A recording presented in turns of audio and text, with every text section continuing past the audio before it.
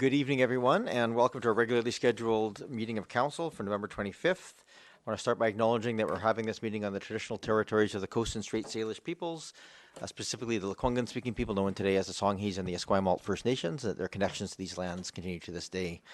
I also want to point out that these proceedings are live streamed over the web and archived for future viewing. So anybody who wishes to come forward and speak will be captured on the live stream. I just want to, we have an agenda in front of us here. I'd like to amend the agenda to consider item number 8, the OCP amendment bylaw, which was just the subject of our just concluded public hearing, up immediately following the mayor's remarks. I'll make that amendment. Moved and seconded. All those in favor of the amendment? Opposed? Not opposed? And with that, can we just get approval of the amended agenda then? Move approval of the amended agenda. Second. Moved and seconded. Any discussion? All those in favor? Opposed? Not opposed? Thank you very much. First up, we have minutes of the special council meeting of November 12th and council meeting minutes dated November 12th. Or sorry, committee of the whole, is it? Move approval. Second. Sorry, we have 3 items, I believe, on this. That was the amendment. That one got corrected. Your Worship, the third set of minutes is just to correct an administrative error. The October 28th minutes reflect that Council adopted... council meetings instead of... yes, Council minutes instead of Committee of the Whole, and so this is just to correct and clarify that. Correct. I just didn't have it in my notes here, so I just wanted to capture that before we go. So we have 3 sets of minutes in front of us. Any discussion, changes? Need a motion to approve all 3 then? Move approval of all 3 sets of minutes. Second. Moved and seconded. Any other discussion, corrections? Seeing none. All those in favor? Opposed? None opposed. Thank you. Mayor's remarks. I'll keep these reasonably short. I just want to start off by acknowledging I had the honor of attending, there was a celebration of life for Carrie Coles, who was a reporter for Oak Bay News here, and she died fairly suddenly from cancer recently, and she was a great reporter and a great asset to our community. She did a great job of following and tracking both the day-to-day operations of our community, but also really delving in the archives and other aspects, bringing the history of our community to life. So in all ways, she served this community very, very well, and was a great joy as a person as well. So I just want to acknowledge the work that she did, and all that, and what she contributed to our community. I also want to just acknowledge the Business Improvement Association, who held the 19th, I think, annual business light up. Which was another great success. I don't know how many people were there, but it's more than I've ever seen. Many, many thousands of people crowded onto Oak Bay Avenue, and so I just want to thank the BIA for organizing that and funding it, and thanks also to Oak Bay Public Works, Oak Bay Fire, Oak Bay Police, who also provided a great deal of assistance to make sure it all came off without a hitch. Excuse me. Also want to just thank the Oak Bay Volunteer Society and the Community Association of Oak Bay, who put on the first annual welcome event at the Monterey Center, which just was there to welcome a number of community organizations that provide services and opportunities to work together inside of the community. And last, want to remind Council that we have a community-to-community event coming up with the Songhees Nation, where our council sits down with their council. And also there's a forum of all councils this Saturday, in which our council, along with a number of others, including First Nations councils, will be meeting together to work on regional issues and talk about our future. So that concludes my remarks.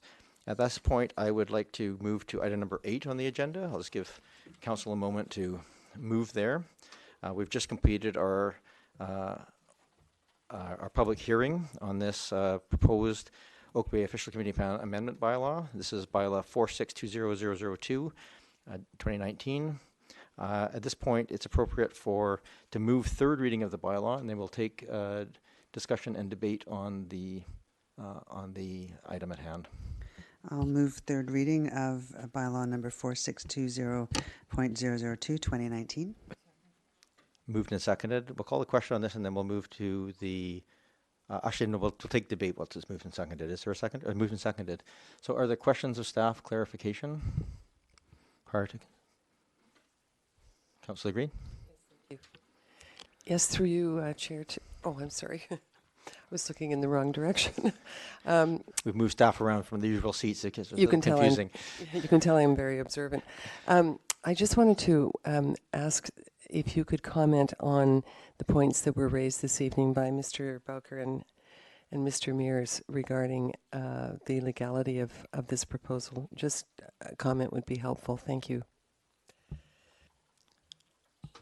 I believe specifically to the fact that we have a housing needs study underway, and this is happening in conjunction with that, but not after. Yes, thank you. Okay, thank you. Yeah.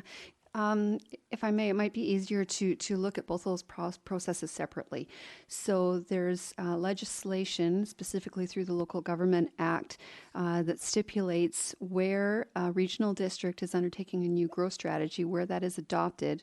All of the participating municipalities must provide an updated regional context statement within 2 years. So that shows how our community plans, our regional context statements are consistent with the regional growth strategy. If you will, you could call it a bridge between the two.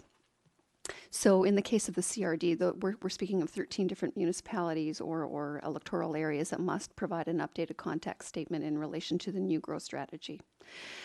So that moves forward through a fairly standard process where staff work with CRD staff to abide by the framework that they've set out for the municipalities, the appropriate amount of context that we want to provide within the context statement. Once that's completed, we bring it back to our council where council considers it for first and second reading. Then we continue through a formal referral process that involves over to the Capital Regional District for the board's consideration and acceptance, as well as other formal referrals because it's an OCP amendment that speaks to some of the other core municipalities, to the school districts, and so on. So staff have undertaken that process in context of the legislation, in context with standard process that we would follow through a regional context statement amendment. As far as the housing needs report is concerned, yes, there is new legislation around the housing needs report. Council, we've spoken of that in prior sessions, and you are correct that there is a housing needs report underway. There are a couple of different sections where housing needs report are spoken to in the legislation. The big one being Section 585 that speaks to all the different components of the housing needs report, as well as referencing the housing needs regulations that came in after the legislation. There's also another component in Section 473 of the Local Government Act, and that's where it speaks to the context with the official community plan. So what it says is that you should consider your housing needs report in context when you are amending your official community plan, and then it speaks to specific sections of your community plan and specifically around housing policies. So we don't have a housing needs report completed yet. We are also not proposing to amend any of the policies in the official community plan. We are not amending housing policies at this time. This is really about the regional context statement itself, referencing back to the regional growth strategy. Thank you very much. And one thing that you missed in that summary as well was just the CRD regional growth strategy timelines. I think that was the first time they updated their growth strategy in quite a long period of time, maybe 15 or 20 years, and they had to go through a multiple iteration period over years to get to that. It ended up being an arbitrated conclusion process with unanimous adoption from all of the member municipalities. That was concluded in early days of 2018, so here we are almost 2 years later. That's the preamble to that process that you described. Thank you. Go ahead, Councillor Green. Yes. Thank you, Mayor, and through you, and thank you very much, Ms. Jensen. One last question, just for clarification for the public.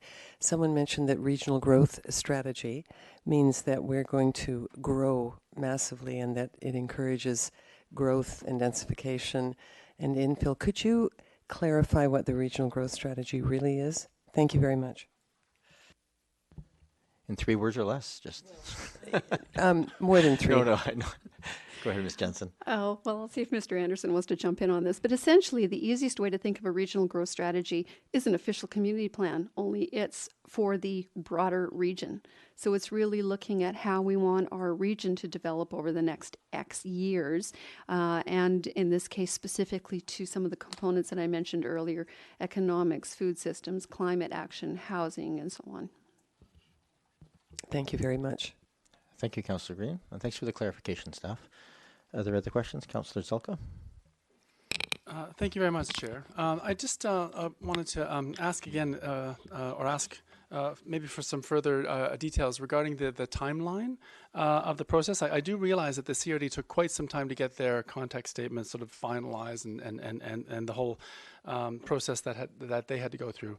But by the time we started our OCP amendments, if I understand correctly, in April, the legislation was in place for this housing needs report, and the rules around that, I understand it was enacted into law in April, but we didn't start our process until July in terms of our changes to the OCP. And if I look carefully at the legislation that was put into effect on Actually, Councillor Zelka, you're incorrect on that. Maybe I'll just get staff to go through the timeline that was going that's through. my understanding. So by Do you all want means, I staff to would just definitely clarify? Would that be helpful if we just go through the timeline?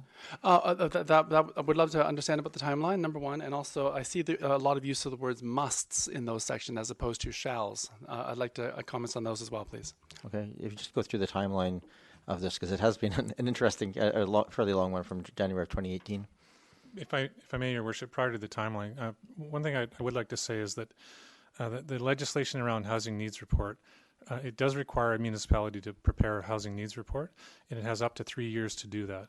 So we proceeded with the housing needs report, and the timing is paralleling, if you will, the regional context timeframe, but it doesn't require us to have a housing needs report in place until, again, up to 3 years timeframe. So.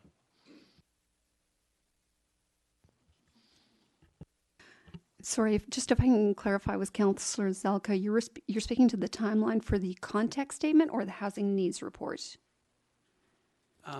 Through the chair, and for clarification, with respect to the timeline of the legislation that came in on the housing needs report, that talked about what needs to be added as amendments to official community plans, in particular section 473 and also the 58511 in terms of exemptions. I'm not sure, a further question I'll be asking is, are we exempted?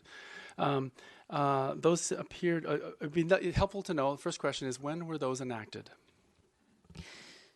To the best of my knowledge, pardon me, the housing needs report, the legislation came through in April. The housing needs regulations did not kick in until I believe it was May, a little bit later on. And it was important to consider those two at the same time because the housing needs regulation was really specifying the type of data that we had to collect. Subsequently to that, staff initiated a process to undertake funding with UBCM to hire a consultant to run the process for us. And again, I apologize, I don't have the dates in front of me for the housing needs report, but we did come forward to council for approval of a resolution to undertake that grant funding, and we have been working on the housing needs report since that time. If I may, Chair, just to continue. Go ahead, thank you. The timing is very helpful to understand how that works. And I do understand and appreciate the fact that legislation, I think, gives us either 2 or 3 year window to complete this process. So a question related, continuing to relate about timing is, I understand we have a grant that's helping to pay for this process. Were there any time restrictions added to the grant application that are potentially separate or different than what the new legislation talks about, please? I've seen reference to 1 year, for example, on those. Can I just get clarification? Because we are talking here about amendments to this bylaw is affecting the OCP changes, and the needs report is a housing needs study is a separate piece. So I just don't want to conflate the two too much. Is there are you concerned that there's a need to complete this prior to between the two? I'm just trying to get an understanding of. I'd like to have a level of comfort. I'm hoping for a level of comfort that where I can get to it, but where we can proceed with this. Because I am under the impression that other local governments have stopped their process on OCP changes in order to do their housing needs report with respect to the way the legislation is written. So when I read through the legislation as well, it isn't incredibly clear that you have to stop these sort of changes while you're doing that, or you don't. It's sort of an open question. So I am attempting, if I may, through the chair, to suss out the timing and suss out the interpretation from our professionals here in terms of what we can and can't do from the letter perspective and also the spirit perspective of the law. Because, you know, we as pointed out in one of the correspondences, you know, Oak Bay has had its hand slapped with respect to differences between the spirit and the letter of the law. So I understand that reference that was made to another matter. I wouldn't want that to be brought up here. Unfair categorization, but let's just stay to questions here if we could to the. I'm attempting to answer the chair's questions with respect to where I'm coming from. Yeah. No, and I just want to clarify a question questions? if you could to the staff. Yeah. Thank you. Okay. And I think there's just, again, so maybe you can clarify the link here between regular OCP amendments versus what we're doing here on the RGS. Yeah, I think it's important to maybe to go back to the regional context statement is not changing OCP policy. It's basically reporting out on OCP policy as it relates and whether it's consistent or not with the objectives in the regional growth strategy. So that is what the amendment is before council tonight, and that is what it is doing. So it's not changing housing policy. So when we go and look at the housing needs report, what the housing needs report is tied to is any changes to housing policy that are undertaken by a community need to be taken in light of the housing needs report. But we're not doing that with the regional context statement this evening. That's not what this process is. If we were in fact talking about embarking on a community plan amendment, we would likely want to have our housing needs report in place before we considered any housing policy changes. But we're not doing that this evening. So hopefully that helps to clarify the distinction between those two. It does. Thank you, staff. Councillor Zelka.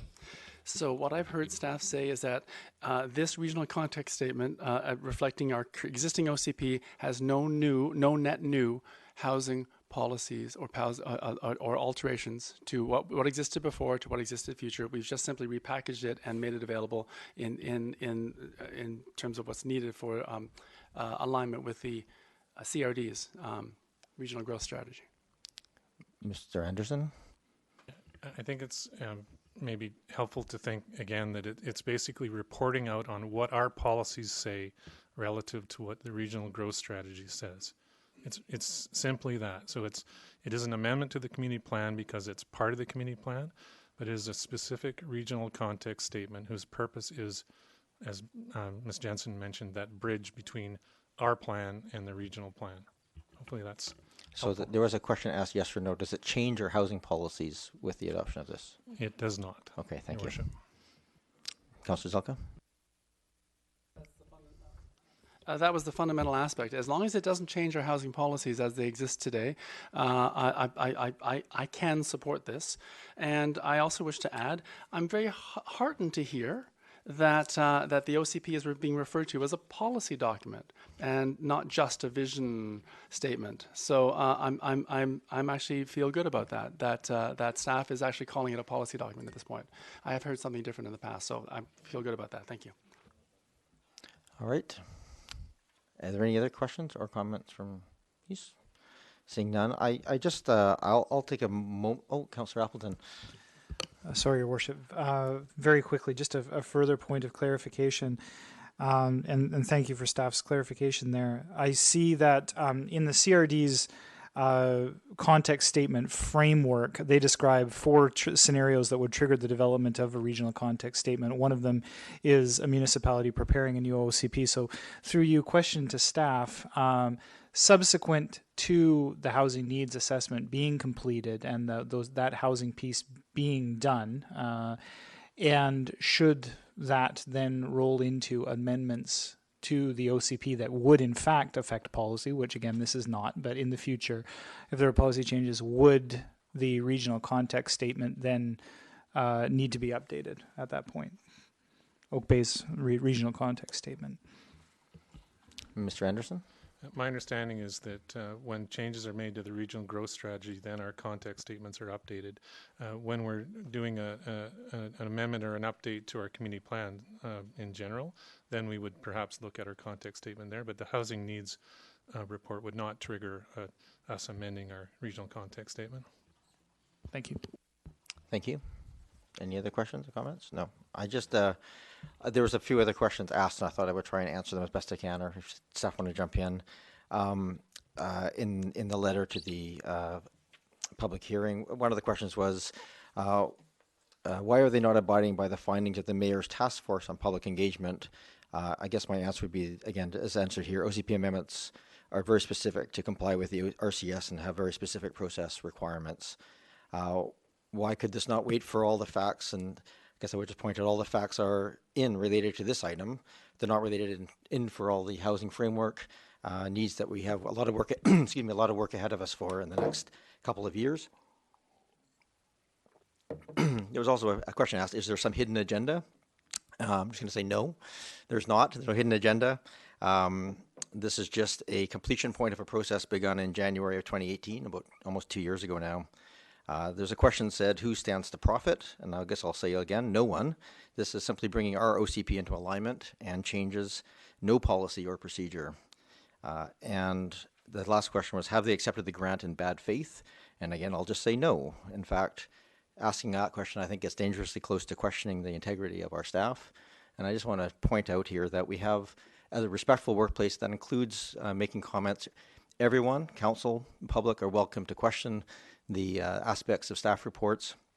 But I just don't want to get us into the habit of impugning or questioning the integrity of our staff. If there's a legitimate concern, please go to the Chief Administrative Officer. But Council has given strong direction here to maintain the very highest of ethical standards by our staff and by ourselves. And so I just would like to, when comments are made that sort of start to imply that there's malfeasance or poor behavior, I just want to state that that's not true. And if there's concerns to that fact, please do raise them with our staff and they will be addressed absolutely 100%. That being said, that's the end of my statements on this. Any other comments, questions? Councillor Patterson. Thank you, Mayor. And I think that the comment that I have that comes to mind is that at the time the CRD was developing the regional statement, they did hold public open houses and they had staff on hand, and there were a lot of good explanations given.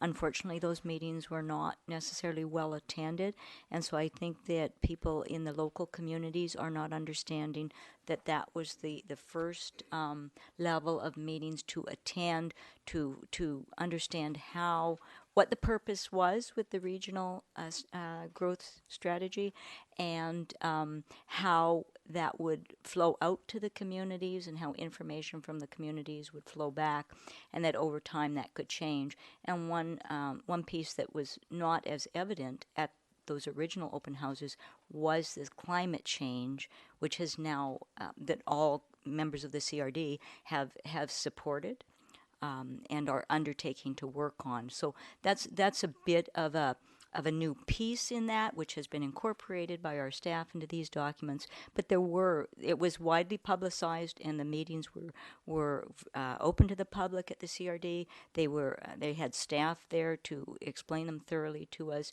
So that it has been a long process. Councillor Green. Yes, thank you. And just to add some comments, first of all, just to reassure those that are doubting the process, this is very common practice in all municipalities. I served in another municipality, and we were involved in this exact kind of work, updating regional context statements from the time the regional growth strategy was first adopted in 2005 by the CRD. So it is very common practice, and this is an industry standard, the process we're going through here now. In addition to all the open houses that the CRD held, I myself participated in an online survey during that process. So there were many opportunities for the public to be involved at that level, and there will be for OPE residents when we get there. Thank you. Thank you, Councillor Green. I'll move adoption of bylaw 462. We haven't called the question on the third reading yet. So. Okay. I'm a little ahead of myself. You are. We're just in the process. Is there any other comments or questions? Councillor Zelka? Thank you very much, Chair. A clarifying question relating specifically to the bylaw itself and some of the wordings in it. In Objective 3, in the area around improving housing affordability, I see it as on page 4 of 7 of the actual bylaw itself.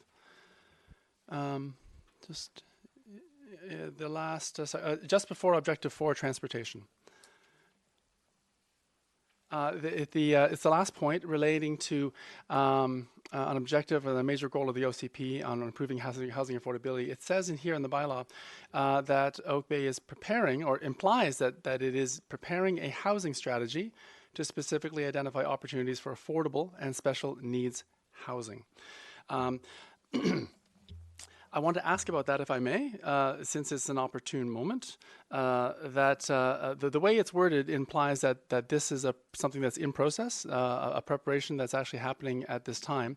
But I also know that we are doing a housing needs report, and we're also doing a secondary suites study. So I wanted to ask whether this last point here in the bylaw, is it a separate item? Is it in process, or is it more of just a policy visioning thing? What's the intent for this point, please? Mr. Anderson? Yeah, thank you, Your Worship. So the reference there is the policies that you see bulleted there are showing how we're meeting that major goal that is stated regarding housing affordability. So it's really just, again, reporting out and listing what's in the community plan. And in the community plan, it says we would meet that affordable housing goal, one, by preparing a housing strategy to specifically identify opportunities for affordable and special needs housing. So that's just one method that we would meet that goal. So the intent is in the community plan to undertake that strategy regarding affordable housing, and that's existing in the community plan.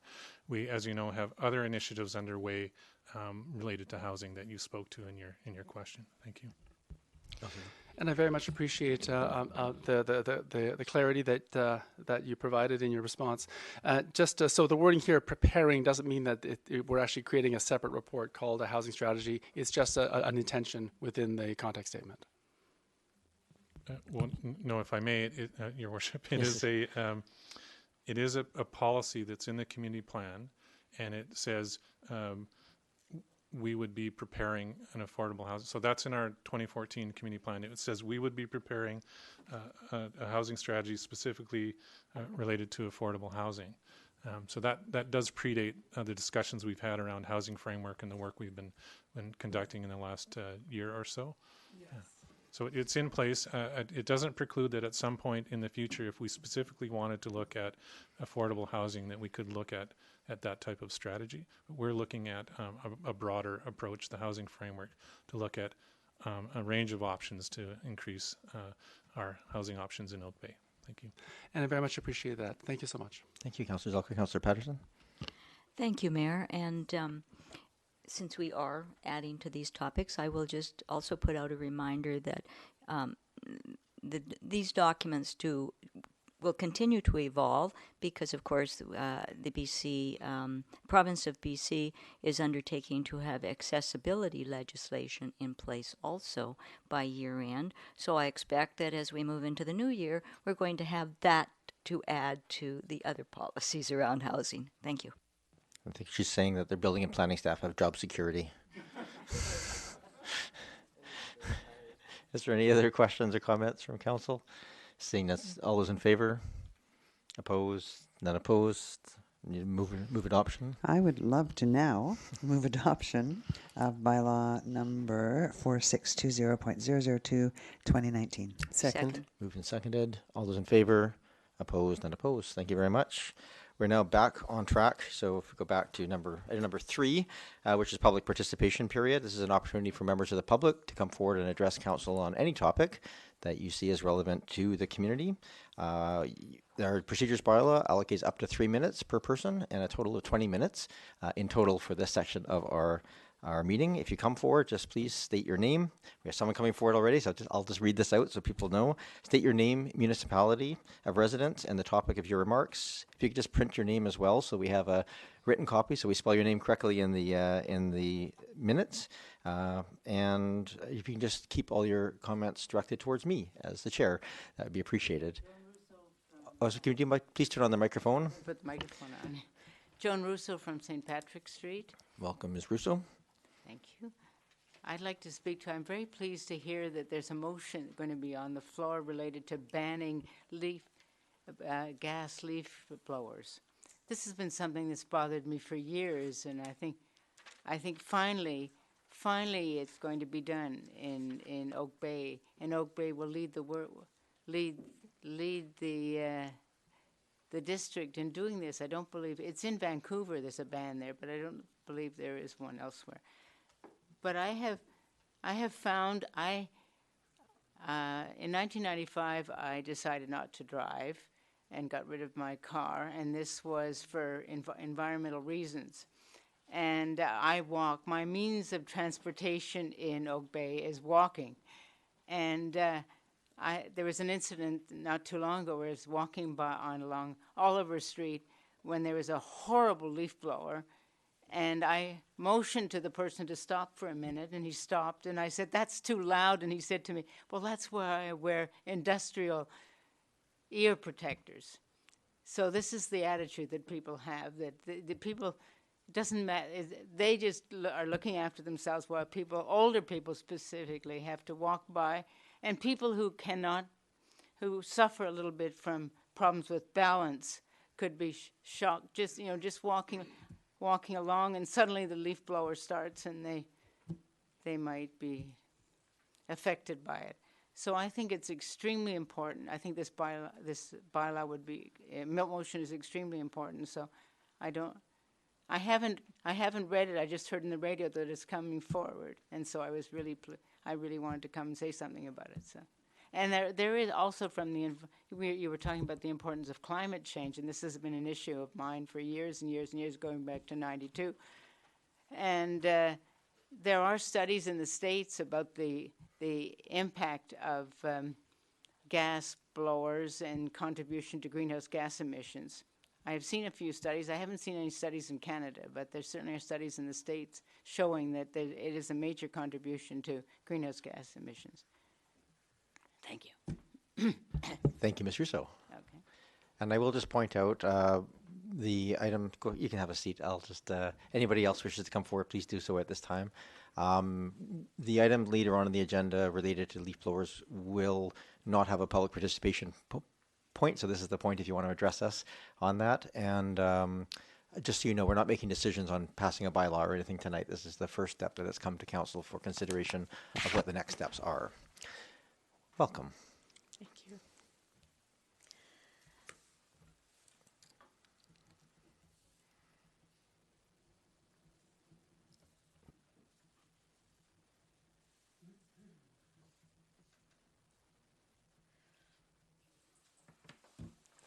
Thank you, Your Worship, Councillors. My name is Joanna Drury, and I've been a resident of Oak Bay most of my adult life. My family bought a house on Oliver Street in 1956. I'm speaking to you this evening because I was interested in the amendment brought forward to the official community plan. I must confess to having cheerfully ignored anything happening in Oak Bay's municipality until quite recently. But I'm now directly affected by the implications of the community plan, and I want to share my concern with you. I had never paid any attention to the development of the community plan, in fact, so I'm coming late to the table, but I do want to speak briefly. I attended 2 of the recent public meetings that you held, and I did not hear residents clamoring for densification or infill. I did hear people expressing great concern about the disappearance of older homes in the district, being replaced in many instances by homes that do not really look as if they belong where they've been placed. Many of them look like they belong in a futuristic movie. There are complaints about huge houses being placed on tiny lots where maybe a couple of oak trees are saved, but no other trees or vegetation. I live in the first top block of Oliver Street. I live next door to a house that's slated for demolition. It was owned by an elderly woman who let it fall into disrepair. It is well beyond saving. It was bought by a developer at a fire sale price well under the assessed value of the lot. It is now being marketed as a build to suit, and another realtor approached me to advise me that this house is going to be 4,000 square feet on a lot that is 6,000 square feet. And it will include, I believe, a secondary suite. Plans are already drafted. And this behemoth will be on the market for $2.4 million. The little cottage, basically, that was next door had 1 bedroom and 1 bathroom. It was not a house to be saved, but to be replaced by this behemoth is rather a shock to the neighborhood. You're just down to the last few seconds here. If you could just wrap it up. We have a firm limit on our 3 minutes, unfortunately. And you're welcome to send us an email. Thank You can have the last few couple comments if you wish. Thank you. If you put 4,000 square foot houses on 6,000 square foot lots, you won't need to be concerned about the environment. There'll be no place left for the birds to sing. Thank you. Thank you, Ms. Drury. And I will just, next person wishes to come forward, you're welcome to come forward. Our current zoning for RS5 lots, which is what they are in Oliver, are a floor ratio of 4.4 to 1. So there's a 2,400 square feet allowed on a 6,000 square foot lot, plus a basement.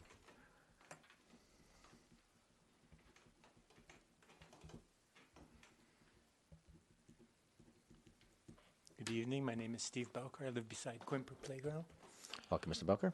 I feel impugned at the accuracy of my documents, which I assure you were very accurate. The Director of Planning has said that they have 3 years to do the housing needs report. One of the terms of the grant is that you have 1 year to do the housing needs report, not 3. I also feel impugned by the Mayor, His Worship, putting these questions, if they were my questions, the questions he answered, the ones that were at the end of my document, these were samples of questions that the public may be asking. And they were not to do with the regional plans context statement. They were to do with the next major project to be delivered is not the housing needs, but the secondary suites study. The secondary suites study will make major changes to housing policy in Oak Bay, and it absolutely should not go forward until the public sees all of the information from the housing needs study. Thank you. Thank you, Mr. Belker. I should probably just point out, process-wise, we are considering both of those before we start tackling the meat and potatoes of our housing framework. So we'll be receiving those reports, and they will inform our process. There won't be decisions made at that point, just for clarification of process going forward. So both of those reports will be informing the housing framework that the council is working on going forward. Welcome. Good evening. My name is Jay Lee. I'm a resident of Saanich, formerly of Central Avenue. Thank you for allowing me the opportunity to speak here. I must state that I'm unsure if this potential leaf blower ban has any effect on my business or not. I am a professional landscape business owner, and I'm unsure if it will apply to our business based on I'm unsure if it will apply to apartment buildings or residents who hire contractors. But in the body of the council's notice of motion, it is stated gas-powered leaf blowers contribute to negative health, environmental, and climate impacts. But what they are is repairable with a long service life expectancy and do not require multiple expensive lithium batteries to get through a normal workday, never mind the fall season. Tools like electric leaf blowers and electric lawnmowers are primarily made of plastic and cannot be repaired. Once their powertrains go, the only place left for them is the landfill. Additionally, if we look beyond our own area, we can see the environmental and climate toll of mining lithium and cobalt, whether it be the emissions from the mining equipment or the amount of fresh water required to extract these resources. Add to that inevitable model changes and power source upgrades, and what you have left is more waste and obsolescence, which hardly feels like a step in the right direction in regards to environmental impact. If a ban of gas-powered leaf blowers is put in place for residents, but municipal employees continue to use them, is there a case of do as I say, not as I do? Will this then lead to a ban on municipal use of gas-powered leaf blowers, which will then create a significant increase in taxes to fund the Parks Department, whether it be for expensive new equipment or increased labor costs? As a landscape business owner, I can confirm the costs associated with purchasing expensive new equipment or increased man hours to complete tasks will be passed on to the customer. The closest battery-powered equivalent of the leaf blowers we currently use costs approximately 6 times more and is remarkably less powerful. This figure is based on the demands of the fall season. Another concern in relation to cost is the barrier to entry for a younger person with an entrepreneurial spirit. To potentially have to spend so much more to attempt to get into this market is sure to be a deterrent. And as great as lithium batteries are for many everyday implements, when it comes to the power demands of leaf blowers, the technology has just not come far enough for them to prove reliable for a standard workday in a region with the amount of green space like ours. I've taken the time to speak with landscapers that respectively use both gas and battery power, as well as multiple retailers who sell both. The general consensus is nothing on the market or coming down the pipe will compare with the cost and effectiveness of a gas-powered blower. I believe that the primary driving force behind this potential ban is quite plainly the noise associated with gas-powered leaf blowers. And while they can be noisy and potentially have short-term impacts on people's peace and quiet, I'm confident that the benefits and convenience they provide outweigh the desires of the people who have chosen to come out in opposition to them. Thank you, Mr. Lee. Thank you very much.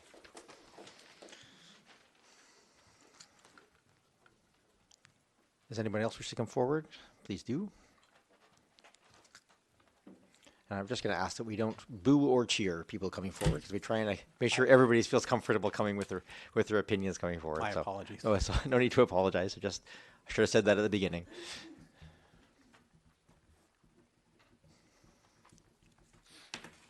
Hello, Mr. Mayor. My name's Mark Twydale. I am a resident of Oak Bay and have been for 23 years. Welcome, Mr. on Twydale. Yale Street. I was very embarrassed this evening watching the evening news when I saw that Oak Bay was bringing forward a motion regarding leaf blowers. I thought, no, I got to go down to this council meeting and just voice my concern. I'm used to seeing stuff on the news regarding another municipality in the Capital Regional District, which I won't mention. We all know who they are. And I thought, oh no, I hope we're not going down the road of having all sorts of odd things brought forward that just don't make sense. Leaf blowers are noisy, and I concur with the previous speaker 100%. Very well spoken. I don't have any notes, but a leaf blower is a leaf blower. It's not going to stop. Putting an end to leaf blowers isn't going to help climate change at all. I believe in climate change, but I don't believe it's the right way to go. It's to stop homeowners from using power equipment. What's next? My weed whacker, it's got a 2-stroke motor in it. My lawnmower, my boat motor, what's going to be next? I just don't want to see us going down this path. Thank you, Mr. Mayor. Thank you very much. Anybody else wishes to come forward and address council? We have a few more minutes.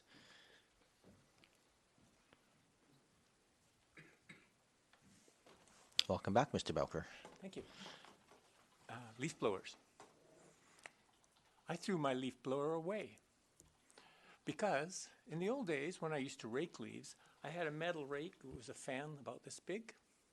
And instead of fixing my leaf blower, at my hardware store, I found a nylon leaf rake that was this big, and I can do my whole lawn silently in about 10 minutes. Not only that, I'm not endlessly blowing them to somebody else's yard, and it doesn't matter if they are wet or dry.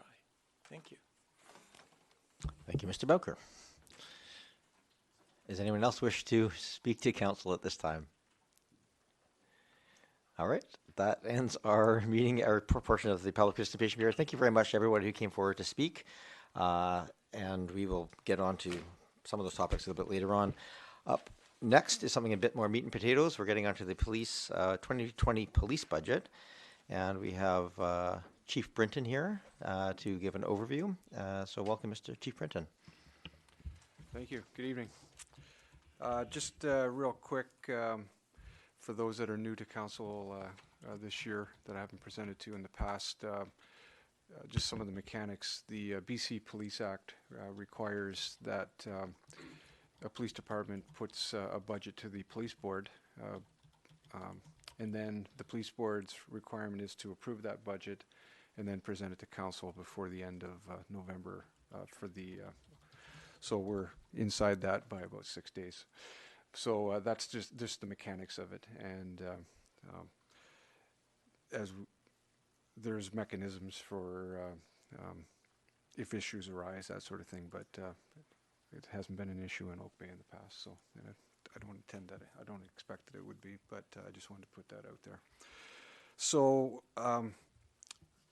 another caveat I should state here is that our collective agreement expires the end of this calendar year. There's no indication yet by our union or police association that we're going to start bargaining anytime soon. Generally what seems to happen in the province is most police departments wait until the lower mainland settles, and then the island and the smaller departments come in after that. So where I'm going with that is the numbers that are in front of you today don't account for the fact that there may be impacts to salary and that sort of thing in 2020. We just can't predict what that will be right now. The general practice in Oak Bay has been that the district has a reserve in place to account for the 3 bargaining units that are within the district. So I can't really speak anything beyond that, but I just want to make sure that to be realistic to you. So with the budget we are presenting this year, you'll see that it represents a 4.2% increase to the operating budget. That equates to $218,000. On the front page of the report, I won't go into the full report, but there's 4 bullets there that basically account for the reason for the increase. One significant point I just want to highlight here is that there's a $102,000 increase this year, which represents about 2.5 of that 4.2. Sorry, don't want to sound too confusing here. What happened was last year during estimates, there was a snapshot in time of what our true resourcing was at that time, and we were actually short a member, and we'd had a vacancy for part of the year. So as a result, we actually budgeted. The budgeted amount that we were given was based on the fact there had been a vacancy. This year, we anticipate there won't be vacancies. That's what we always strive for. So we are going to be budgeting for a full complement. So unfortunately, what that does create is, because of the methodology that took place last year, is it does show a spike of about 2.5%, which is in a way artificial. The first 3 items are primarily salary driven. You will see that there is an increase to one of our civilian positions from a 0.6 to a full-time position, which represents $27,233. The remaining $21,426 are adjustments within our operating budget. Things like some of the costs for the integrated units we're involved in. We've had, without going through the whole list, there's been some decreases, some increases. The net change is, as I put it, is just over 21,000. So that's the operating budget. The capital expenditures are also listed in here. There's 5 primary items. The total capital is $82,025. Those will be covered through reserves. Some of them will be existing money in reserves, and some of it you'll see that we actually make contributions to reserves on a regular basis. So I don't, without getting into it any further, that's sort of a highlight based on the report that's in front of you that you've had. Do you have any questions? Thank you, Chief Brinton. Councillor Braithwaite. Thank you, and through you, Chair, thank you, Chief Brinton, for the report. I just have 2 questions. One is on page 3, you talk about decrease in the police automobile account. And I know that one of the reasons is because you have an electric car now. And I'm just wondering if how that's working, and if you're thinking in the future that you might get another electric car for that same sort of purpose. Yes, yeah, it's working well. We've had it now for a couple of months. It's an administrative vehicle. It's not quite to the size and spec that we would need for a patrol vehicle yet. Those days probably will come. And so we do have one other vehicle that would be in that category, and but it's probably not due for replacement for another 3 years. It is a hybrid though. So and the other reason for some changes there is we do maintenance. We actually have 2 new vehicles in 2019, so we don't anticipate the maintenance in 2020 will be as high as it was this year. So. And if I might ask Go my ahead, second Councillor question Smith. through you, Chair. So I also noticed that in your report you talk a little bit about service benchmarks. Yes. I mean, we have a lot of great staff at the police station. A lot of people like to stick around for a long time. So I know that was $68,000, I believe you said, in this budget for the service benchmarks. And I'm just wondering if you have any indication as to whether or not that will be similar in the coming year, like next year or the year after. Or do you have any idea on how future benchmarks might affect the budget as well? As far as like in 2021, yeah, perhaps. We haven't done that calculation. Just anecdotal. We have had a significant turnover in the last few years, and we actually are in the process right now of hiring 3 more people. So I wouldn't expect that we would see an increase to that. Oh, we may good. in fact see a decrease, but I certainly wouldn't expect an increase. Oh, good. Thank you. Thank you, Chief. Any other questions? Councillor Patterson. Thank you, Mayor. And the first comment I'll make actually applies to later things on the agenda too, the water and sewer, but and it doesn't necessarily have to be answered right at this meeting. Perhaps it's better to wait until we get into more of the estimates meeting at a later time. But it would be very interesting to me to know how these numbers fit with or compare to our existing 5-year plan, because we do have a bylaw presently in place for a 5-year plan. If I look at protective services, and I know that the police is only a portion of that, it's not the total budget, but that budget increases by about 2%, so it would be very interesting to understand how this affects that overall number. But I don't expect Chief Brenton to answer that directly to me tonight, but just something that perhaps could be taken note of, and we can deal with at a later date. So then the other and I have a great deal of confidence in Chief Brenton's knowledge of the operations and what is needed to continue to offer good services in Oak Bay. So I'm not going to go into a lot of detail, but out of curiosity, one thing that it does talk about in here is the mobile radar unit, the purchase of that. And I'm just wondering if you have any comments on the number of fines or charges levied for speeding or other traffic violations. I know there was also equipment that was obtained, I believe, in the last year for different analysis of cannabis or other related drugs. So I'm just wondering if you have any comments about the equipment and what the use is, increasing, decreasing, holding steady. Sure. Chief Brenton.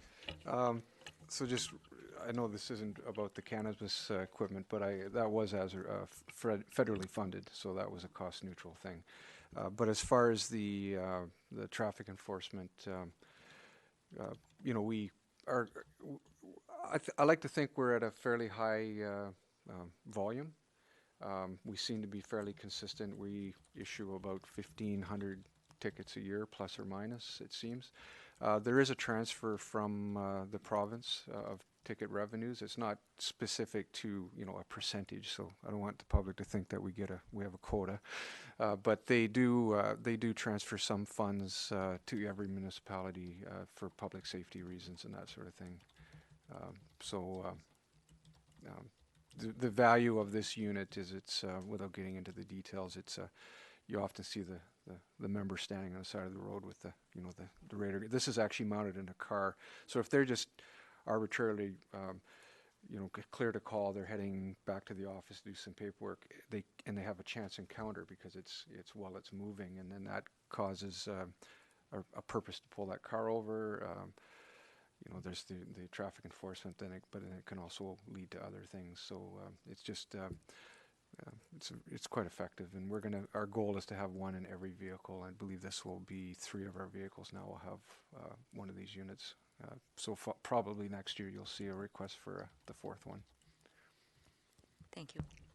Thank you, Councillor Patterson. Councillor, anyone else? Councillor Zelka. Thank you very much, Chair, and thank you through you to our chief. What a fantastic group of officers and constables that you preside over.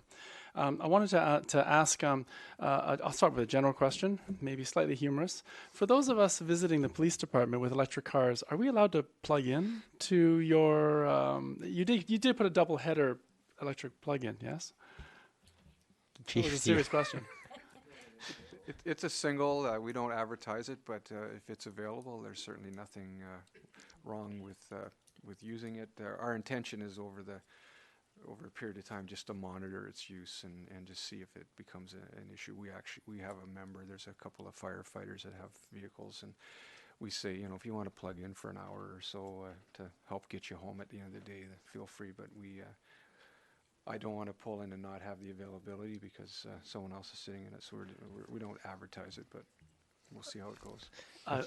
Mum's the word. So thank you very much for that advice. Maybe the climate change task force could find some funding somewhere to add another charge and plug there. Who knows? We'll see. I did want to ask in general, sort of a very general question with respect to cannabis and especially the opioids. Is there any further support that's needed by the police in this area from council? I don't believe so. We work pretty closely in the region, and there are provincial initiatives that are underway that we have access to. I think our best, we don't have that overt usage that you may see in larger centers, but there's certainly we're not immune to it, and it's very much a health issue. So we also have the health representatives sort of in the strategy. But as far as council support, I appreciate that it's there, and but at this point, I don't see anything. There's a lot of work being done in the schools and that sort of thing in Oak Bay, and that's about all I can say about that. Thanks. Thank you, Councillor. Councillor Green. Thank you. And through you, Mayor, thank you very much, Chief Brinton, for the report. I really appreciate it. Just a question on vehicle speeding. It is becoming quite an issue in Oak Bay, I think. You would know this better than I, but I'm seeing so many comments about it and concerns, and we have concerns on my own street. Do you require further funding to beef up speeding monitoring, or is there anything council can do to assist in that area as well, specifically, because I know it is a common problem? Thank you. I don't think so. There's nothing I can say sort of off the top of my head. And I don't want to, we work closely with engineering. There's engineering solutions to some of the issues as well, and we're in a lot of. I don't want to drag engineering into this conversation, but I have to. It's not all about enforcement, but we certainly want to play our role. But also there's the solutions through other means, and engineering and public education and that sort of thing play a role as well. Thank you. Thank you. Not seeing any other questions. Does anybody wish to make a motion? I'll move the recommendation that council approve the 2020 provisional budget as recommended by the Oak Bay Police Board and instruct staff to incorporate it into the 2020 municipal budget. Second. Moved and seconded. Any other discussion? Councillor Zelka. A question through you to Director of Financial Services. I presume that I part of it is understanding of the process. Will our Director of Financial Services be involved in the setting or possibly the optimizing of this budget in any way? I'm just wondering what part he gets to play in this, please, if I may ask such a bold question. Bold question it is. Mr. Payne. Thank you, through your worship. Absolutely, the chief and I will work closely together on refining the budget, and we've already identified some places of refinement between now and the statutory March 1st final deadline. Ultimately, it's a budget request from the board, which council considers, but we make our financial expertise available to the board and to the chief throughout the process. Thank you. There was an earlier question I might just follow up on that, just regarding our 5-year financial planning, and I think we've in the past used largely a formulaic approach to that, and I know, Mr. Payne, want to just address that? I understand that the intention is to move to a more clear 5-year financial plan to guide capital projects over time, and I think it's worth just noting that as well. Yes, thank you, Mr. Worship. Thank you, Your Worship. Absolutely. The methodology to prepare the 5-year financial plan is changing. And ultimately what we would like to do is prepare a true 5-year financial plan as much as possible. So that's to say that we would like, years 2 through 5 of the financial plan to be as accurate as possible. And of course, we can only forecast as well as we can. But that 5-year plan would identify upcoming expenditures that can be forecasted, additional strength requests, for instance. I'm not saying that that's going to happen, but if for instance, the police board had a strategic plan that called for additional funding in year 2023, that would be identified in our 5-year plan, for instance. And specifically around capital, we're shifting how capital is being funding directly from reserve as opposed to through taxation. The funding of filling up the reserves is through taxation. And so we'll prepare a 5-year plan that identifies the specific capital to be purchased over that 5 years. And that will help council anticipate a more refined approach to spending over the 5-year plan. Thank you, Mr. Payne. We have a motion on the table. Any other questions, comments? Seeing none, I'll call the question. All those in favor? Opposed? None opposed. Thank you very much, Chief, and for the work of the police board, who reviewed this in much more detail. So thank you. We now have new business and reports from other committees. So first up, we have new business. Any motions, notices of motions, or any other? Councillor Braithwaite? Yes, I'd like to give notice of a motion in regards to an item that's coming up later on the agenda, item number 11. So I'm interested to ask for options on dividing costs more equitably through water and tax. So I would like to put that notice of motion on the floor, or to staff. Thank you. I guess notice given. Thank you. Any other new business? Seeing none, we're reporting on the Capital Regional District. I don't have anything new to report from the last meeting. So we're on to other verbal reports. Anybody have, we can go around the table here, or other committees and reports that people have undertaken? No? Councillor Patterson? Thank you, Mayor. And if I could just start off, being a former Winnipegger, I think the really important thing that happened on the weekend was, of course, the Grey Cup going back to Winnipeg. I should add that Winnipeg has the highest number of win records of the Grey Cup and the longest drought. So, I thought that was a very big event, and I just wanted to offer it to those in the audience. Trying to figure out where that fits into our agenda package here, but sure, we'll just go with that. Just a few meetings. It was a busy week. I did attend, as Oak Bay's representative, the Victoria Family Court and Youth and Justice Committee meeting, and the guest speaker was Dr.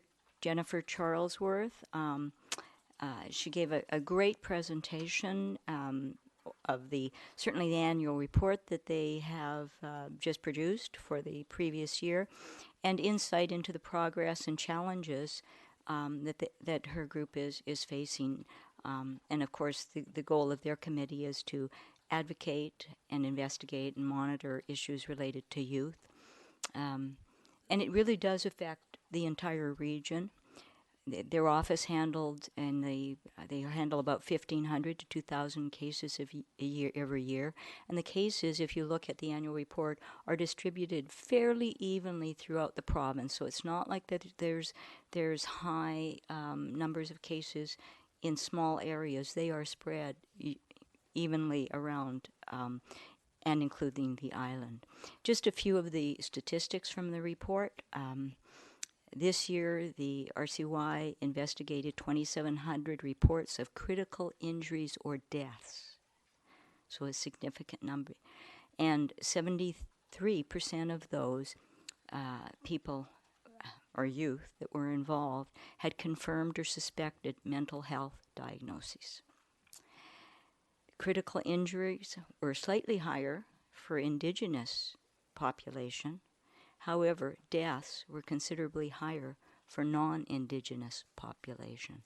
So it goes to show that this affects all communities and and across the spectrum.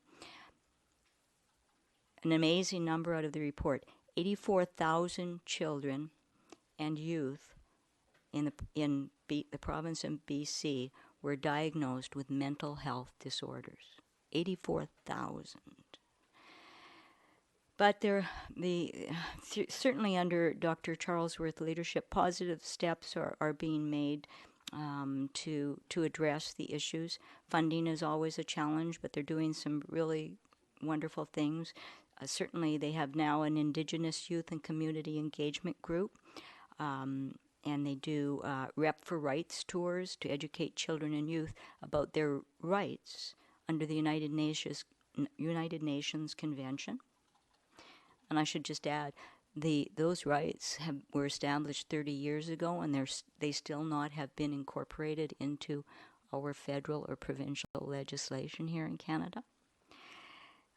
They also have now have a social media youth team, and I've met a few of these individuals. They're a great group of youth, and they've taken over basically the website. And I should add, too, that BC is the only province that employs a social media youth team. But it's great because they understand, I think, better than we adults do as to how to reach out and engage youth. And certainly, they're making the website more user-friendly. And I think it shows because their website had over 4 million hits this year.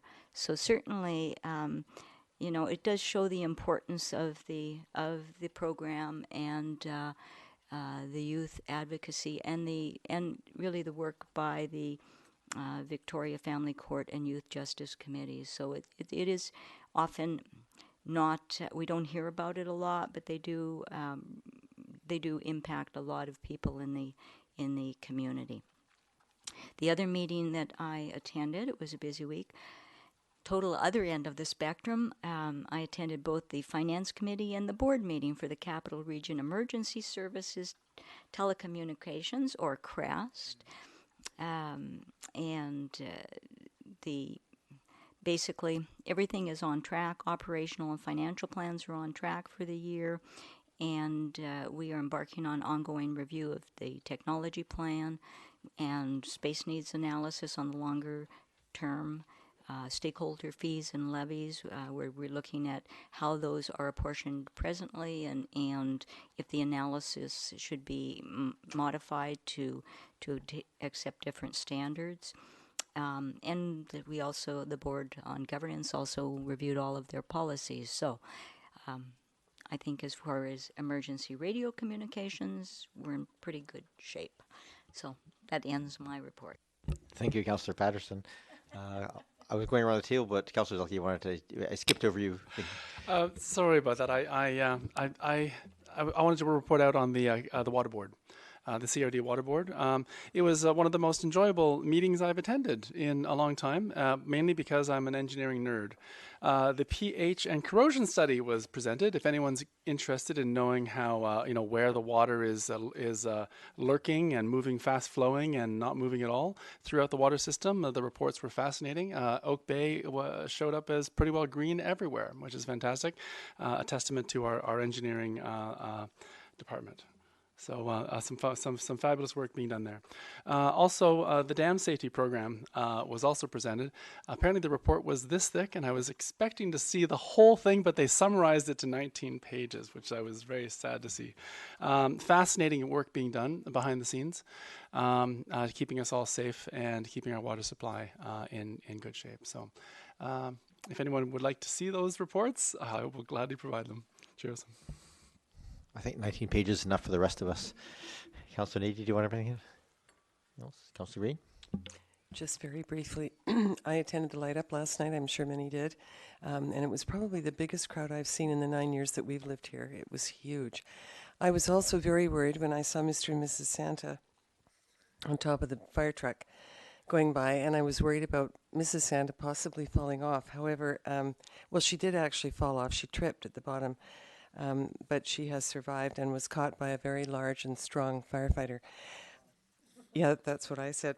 And to be on a serious note, I just want to remind council members that we have been invited to the BIA Christmas Mixer on Tuesday, December the 10th, between 5:30 and 8 o'clock at the Penny Farthing. And this is a chance to meet our local business owners and neighbors. And please RSVP to Heather Leary by Friday, December the 6th. And I think we all got the invitation in an email. Thank you. Councillor Braithwaite? Thank you. I was, one of the other hats that I wear is I'm actually a Block Watch captain for my street. So I was lucky enough to be able to go to the Block Watch dinner, and which happened last week. And we had Deputy Chief Bernardes and Constable Sandrine Perry, who rode for us in the Cops for Cancer ride, both as guest speakers, and it was really fascinating. One of the things that the Deputy Chief talked about was that how proud he was of Oak Bay being the second least dangerous community in Canada, which I think we should be very proud of, for sure. And then that we now have 73 Block Watch groups within Oak Bay, and I think the goal would be to try and get to 100 within a very short period of time. So hopefully, if anybody out there is not a Block Watch captain and they would like to be a Block Watch captain, they can contact the police department and do something for your street and get your street organized to become in the Block Watch program. Good plug, Councillor Braithwaite. Councillor Appleton? Thank you, Your Worship. I'll just report back very briefly on the inaugural meeting of the Community Climate Action Working Group, which took place on November the 19th. As Council is aware, that's engaging members of the Advisory Planning Commission into the discussion of bringing forward recommendations on climate action. The first meeting I thought went very well. As I expected, the members of the working group were immediately entrained into asking some very important questions, important structural questions, being very pragmatic, enthusiastic about the process, but also being very pointed in their getting down to business about what was going to be required to achieve the recommendations. So I would characterize them as supportive of the initiative, but also very, like I say, pragmatic and focused on what was going to be required. So potentially tempering my my idealism as chair, so that's exactly what's required. So I was very pleased that the component of public participation was included in the terms of reference for the working group.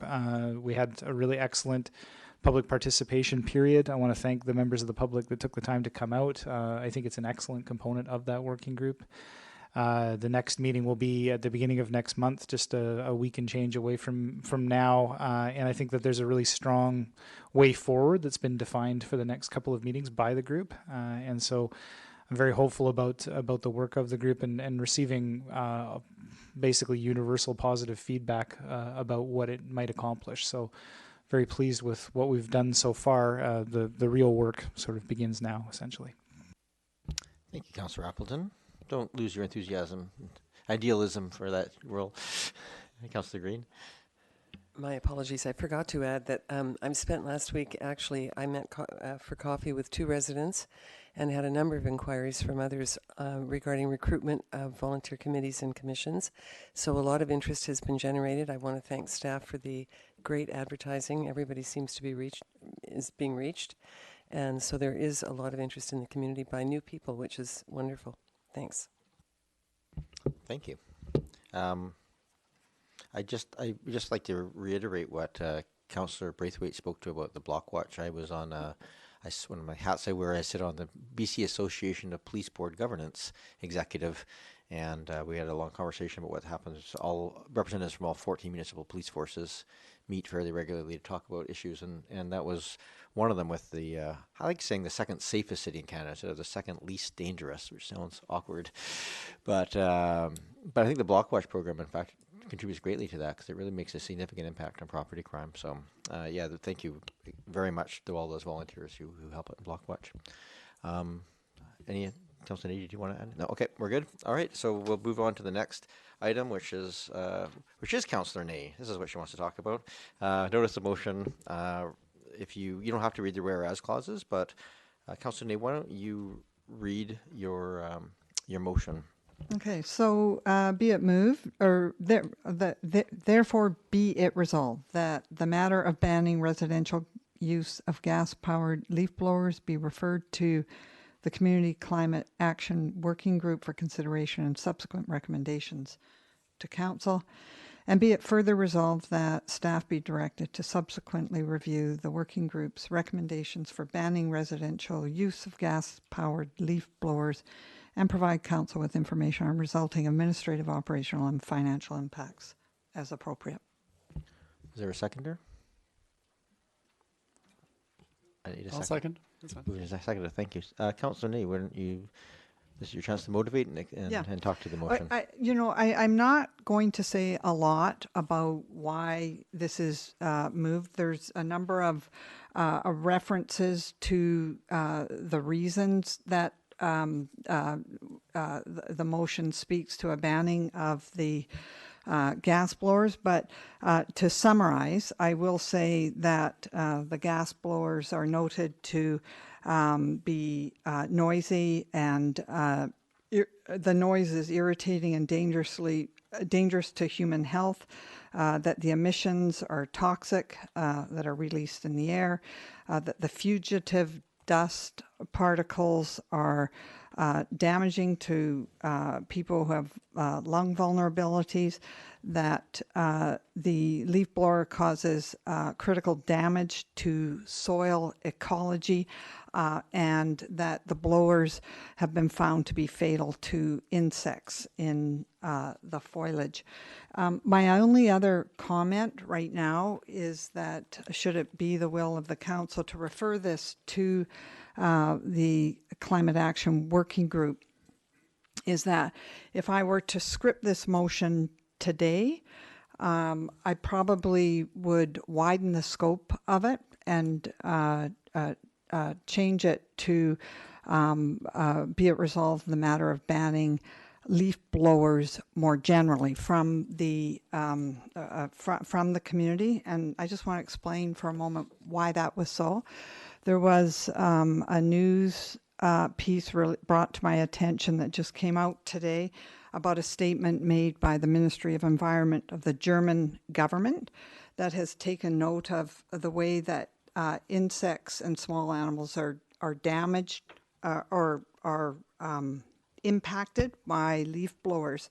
And this is based on a concern of the numerous studies now that have shown that insect numbers are plummeting drastically worldwide, that the insect populations have decreased 75% over the past 30 years. And of course, leaf blowers are not solely responsible for this, but they are contributing in a significant way, so the studies show. So the Ministry of Environment has made a strong recommendation in Germany that property owners and municipalities refrain from leaf blowers and instead resort to to rakes. And they further say that people only continue to use leaf blowers if they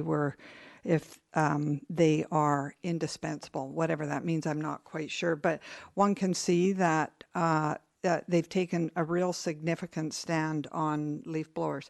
So I'm not proposing right now to amend the motion, but if the council does refer this to the working group, what I would ask, if the working group does consider this as one of the items to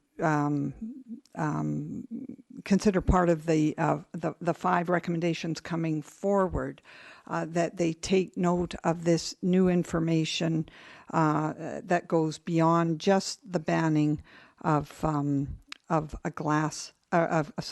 gas-powered leaf blowers. And I just want to say that I think, given this information in particular, that the working group is a real appropriate place to move this motion right now, because it's not straightforward, and it will benefit from the expertise both on the committee as well as input from the community. There's a lot of expertise out there, and that if the working group does consider this and bring it forward as a recommendation, that's an if, because I do understand that there will be numerous initiatives being considered within a particular context, that they consider this up-to-date information. Okay, thank you. And I just want to thank you for the motivation for that. That's totally appropriate. I don't want to get into a debate about leaf blowers here tonight. That's not the goal. It's really to determine what the process is to do. The motion is to refer it to the Community Climate Action Working Group. And that's been moved and seconded. And as the chair of that working group, I'll move to the seconder. Second, is there anything you wish to add? Oh, Councillor Zelka. Thank you very much, Chair, for the opportunity to motivate. I very much appreciate the motion being brought forward by Councillor Ney. I do notice that it does, at least initially, restrict to residential gas-powered leaf blowers. Although I would imagine that if the task force suggests something different, then of course Council is free to consider something different. But the initial referral is looking primarily of a residential use of a gas-powered lawnmower, in particular a 2-stroke engine, which has been universally decried as being rather inefficient. So I very much appreciate what the intention is to do, and I look forward to hearing from members of the task force, assuming that the Community Action and Climate Working Group does have the capacity to handle a referral like this, and I'll hear about that in a moment. I'm sure they do. I do want to share very briefly a story related to this. I heard what sounded like a muffled leaf blower, and my next door neighbor, who is an expert in sustainable cities, the professor and chair of civil engineering at University of Victoria, Professor Dr. Chris Kennedy, an expert in some environmental aspects. And I went running out the door because we were going to be talking about leaf blowers. Turns out he had an electric leaf blower on a wire, and doing his work out there. At which point I grabbed my rake, and he and I finished raking things off together. I have to agree with this in general. I have converted all of my gas-powered leaf or lawn mowers, lawn things to wired electric, so that I can have the opportunity to do all the convenience of the work while at the same time getting the work done.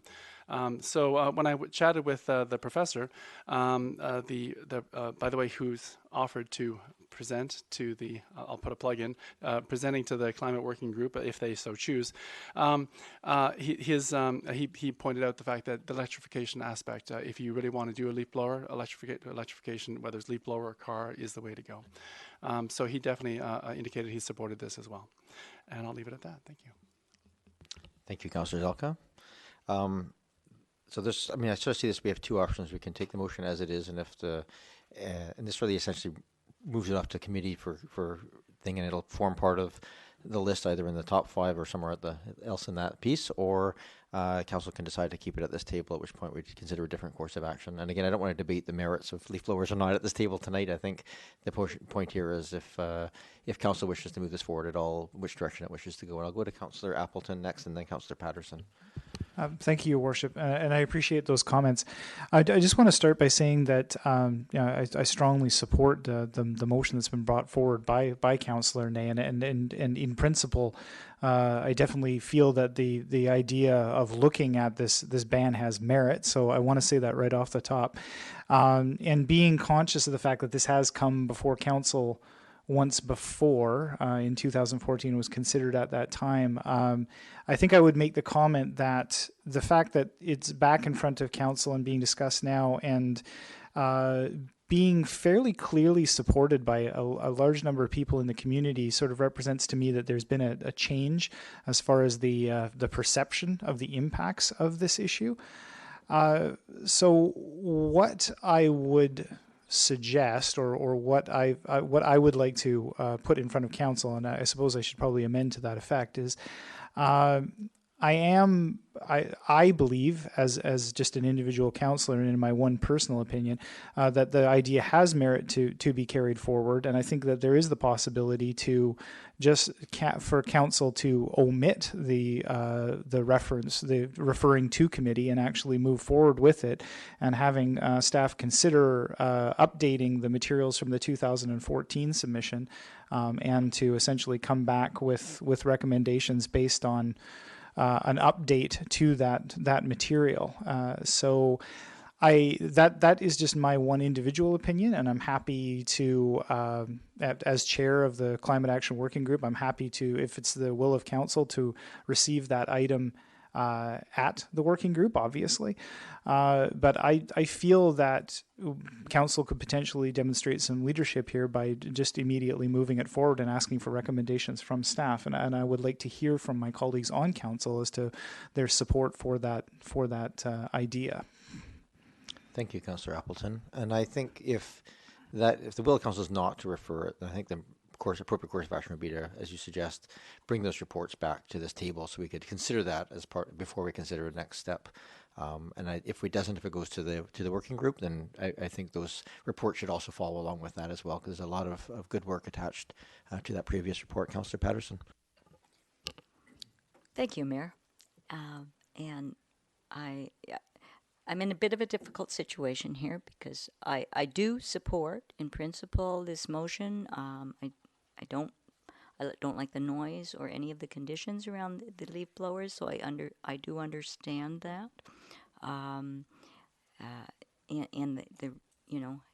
I also understand that there's a lot of opposition in the community to this, but then I will take the other side, and I suppose when I looked at the motion, and knowing that the Climate Action Group is a new group, I have concern about, I guess, my thoughts on this, and Councillor Appleton can offer up a difference of opinion if he so chooses, but my interpretation was that they would be first working on identifying best options without restricting or imposing any conditions on the group. And he's offered a comment that we just move this back to council, and so that addresses that.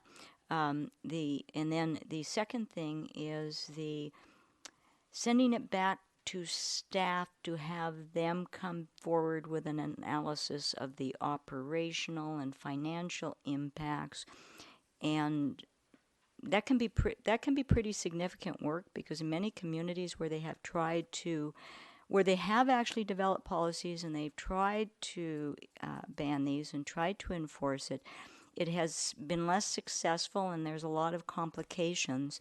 And so that would put another piece of we would be assigning another work task to staff, and I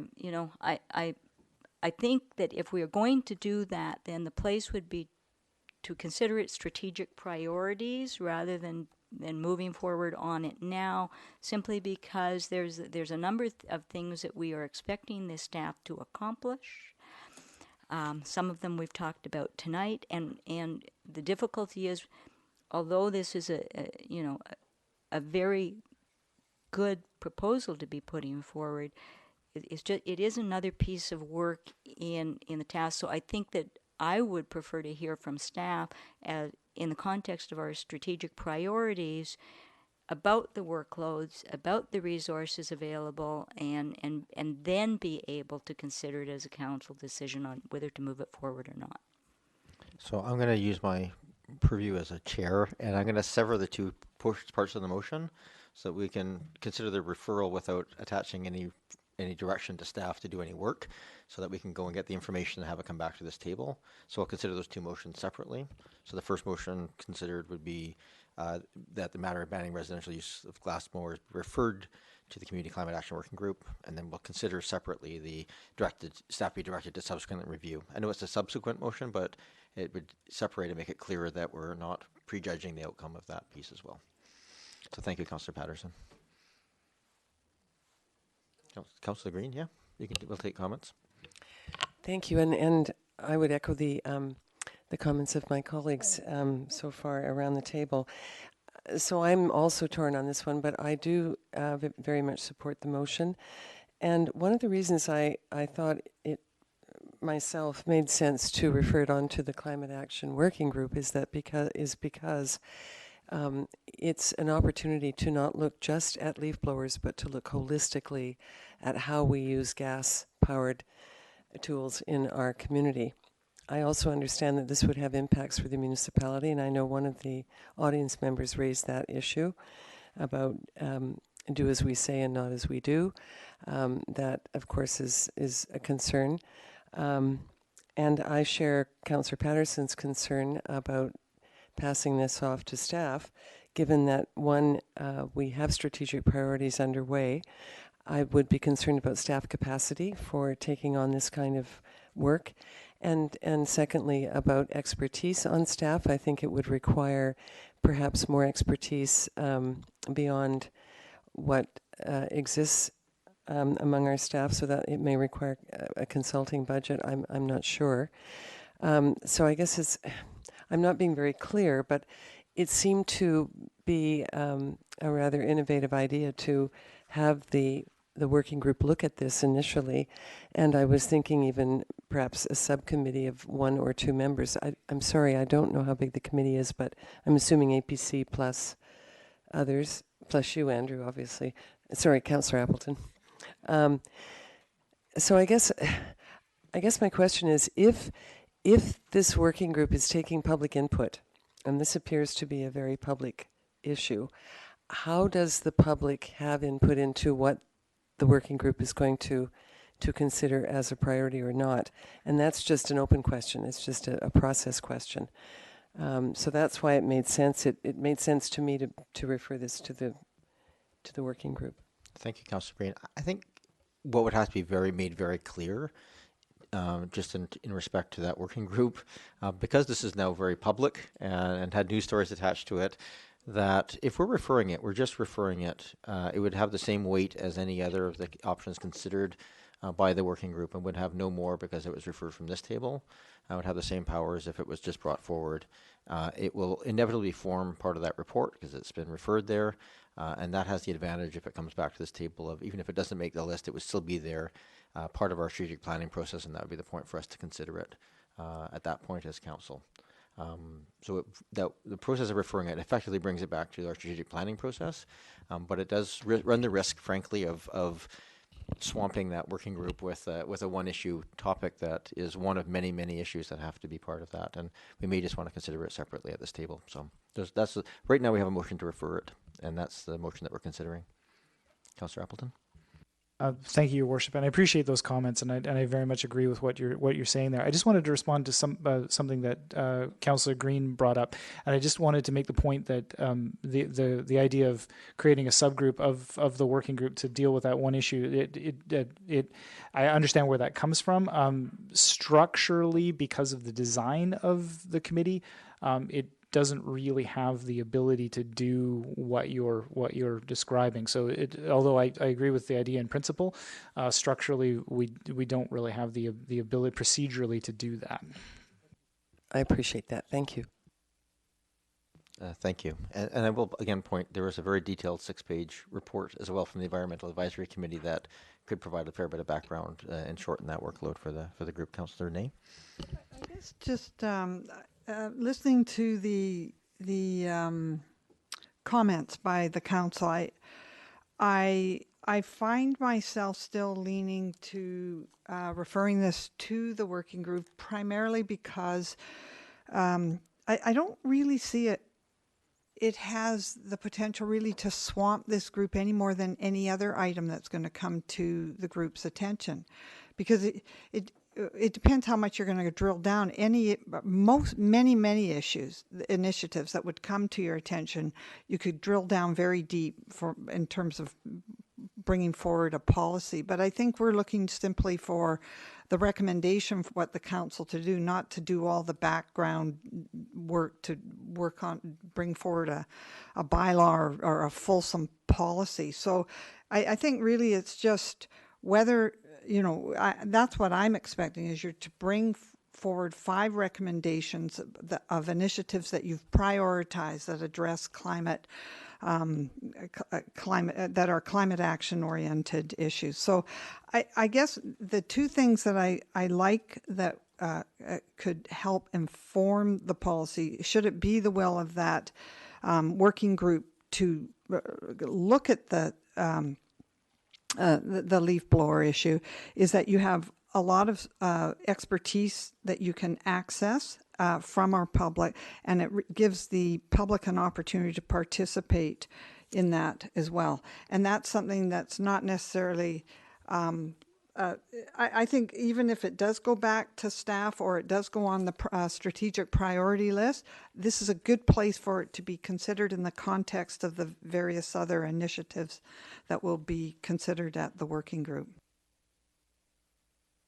Councillor Zelka? Thank you, Chair, for this second opportunity to speak. I appreciate you dividing the question in the 2 parts, and I'm still in favor of referral to the working group. I just did a quick review of the terms of reference of the working group, and I very much appreciate that they're trying to focus on 5 or 6 specific items, and I'm pleased to see that if there's any hint of this working group being in any way taxed or overwhelmed, that we authorize the mayor to provide additional assistance to that working group if required. With that, I feel quite comfortable providing this referral to that group, and knowing that they're an action group, they can actually go and do something and create a report or create whatever it is that they wish to do, and free up in some ways a little bit of the work of what staff might be doing. Thank you. Thank you. Councillor Braithwaite? Thank you, and thanks for allowing me to speak on this. I'm just heard something that Councillor Appleton said, which was around the 2014 staff reports, and I'm wondering if that does, if when this does get sent back to staff, if those are the reports that, because the public might not have seen those reports because they weren't attached to this particular motion. So I'm wondering if those reports will be included or augmented if they go back to staff to then come back to council again. Sure, thank you. At this point, we're debating a motion to refer to the committee, not to staff. So that would be something for things to come back to this body to consider. And I will say this is one of those, I'm not a fan of these kinds of bylaws in general, just because I think that if I'd rather address the nuisance of the noise or the pollution aspects of it rather than going after a specific technology. But that's just my take on it. I think this is worth looking at to get a sense of where this fits into the overall, particularly from the climate piece. And while I think it's ultimately going to be more of a political decision given all of that than it is a technological decision, I'm fairly comfortable with referring it, given that it would come back and it fits into our strategic planning process effectively that way, and will be considered within that context. So I'm fine either way, whether it gets referred back to staff or to the committee, but it sounds like the will of this body is leaning more towards sending it to the committee for consideration. And if so, again, I could just reiterate, and I think you have to reiterate to the public coming forward, that this being part of that consideration does not put it at the top of the list, and it does not imply any specific endorsement by this body for that. It's simply a referral. Any other discussion on the motion as it's sitting in front of us? All right, I'll call the question then. All those in favor? Opposed? None opposed? One more list on there. Probably would have been on their list anyway, but there we go. It's now more formal. Thank you, Councillor Appleton, and thank you, Councillor Ney. Item number 7, council appointment, Greater Victoria Labour Relations Association. And this body does appoint to Ms. Your Worship, so we split the motion and we voted on the first sorry, motion. you're right. Thank you very much. So, sorry. Some bad sharing there. I have to get better at that. The second part of that motion, I just let my page here, is to further direct staff. So I guess the question is, does the body here wish to include that as part of it, or just wait until it comes back before we make that direction to staff? So the motion, I've severed it. It was moved originally, but I've severed it, so the motion is live on the table. So we have to defeat that if we want to just leave it for now and come back to it later. So, any further discussion on that? All those in favor of asking for staff to bring back information? And one, Councillor Zelka. All those opposed? The balance of council, including myself. Okay, is that recorded appropriately? Thank you very much.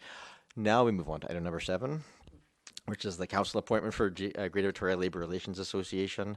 And I will point out that the current councillor appointed is Councillor Green, and Councillor Braithwaite as the alternate. As chair of that board, I'm very satisfied with the appointments as they're made. But if this council wishes to make any changes, this would be the place to do it. If not, just a motion to appoint those two, and then I'm going to ask for a separate motion. Actually, a separate motion for the AGM delegate. So if we could just have a motion. You can't motivate.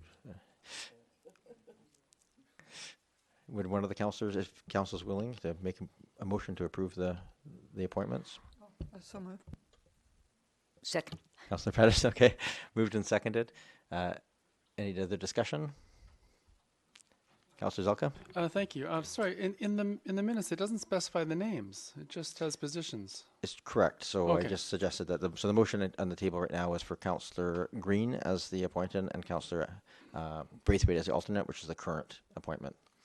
We just have to do it on an annual basis for this body. All those in favor?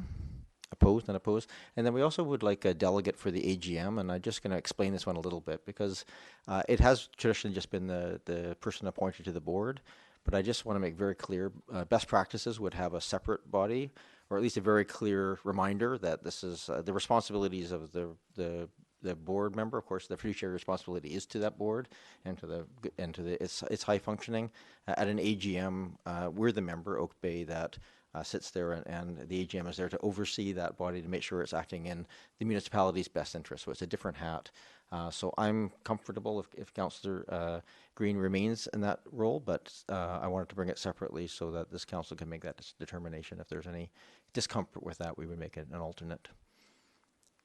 Okay. We need to send a motion then to appoint as the delegate. I'll make the motion to appoint Councillor Green as the AGM representative. Second. Moved and seconded. Any further discussion?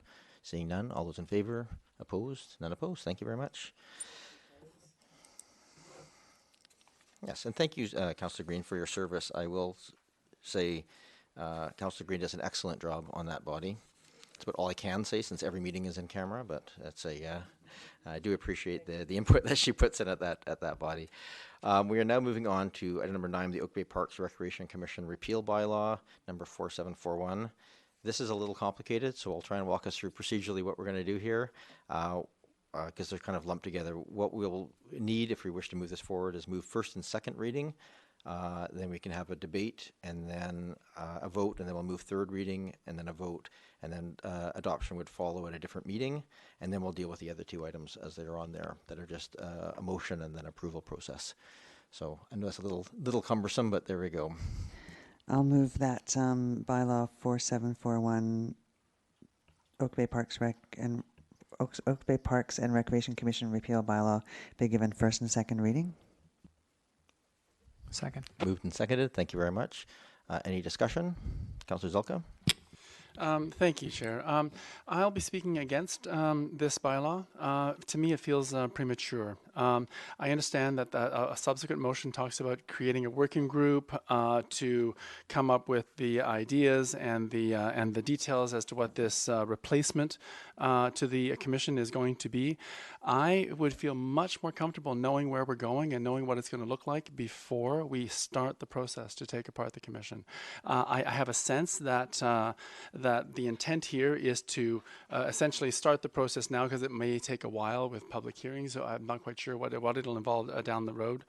But again, I want to honor the commission members. I want to absolutely honor the work that they've done. And I want to know that it's going to be handed off into good hands, and I want to know what those good hands look like. And I have no idea what we are releasing this into. So until I have a sense of that, I will be voting against this. Thank you. Thank you, Councillor Zelka. And I think just for clarity, procedurally here, reporting from staff at the Parks and Rec, if this bylaw is repealed and in the intervening process, all matters related to Parks and Recreation will come directly to Council.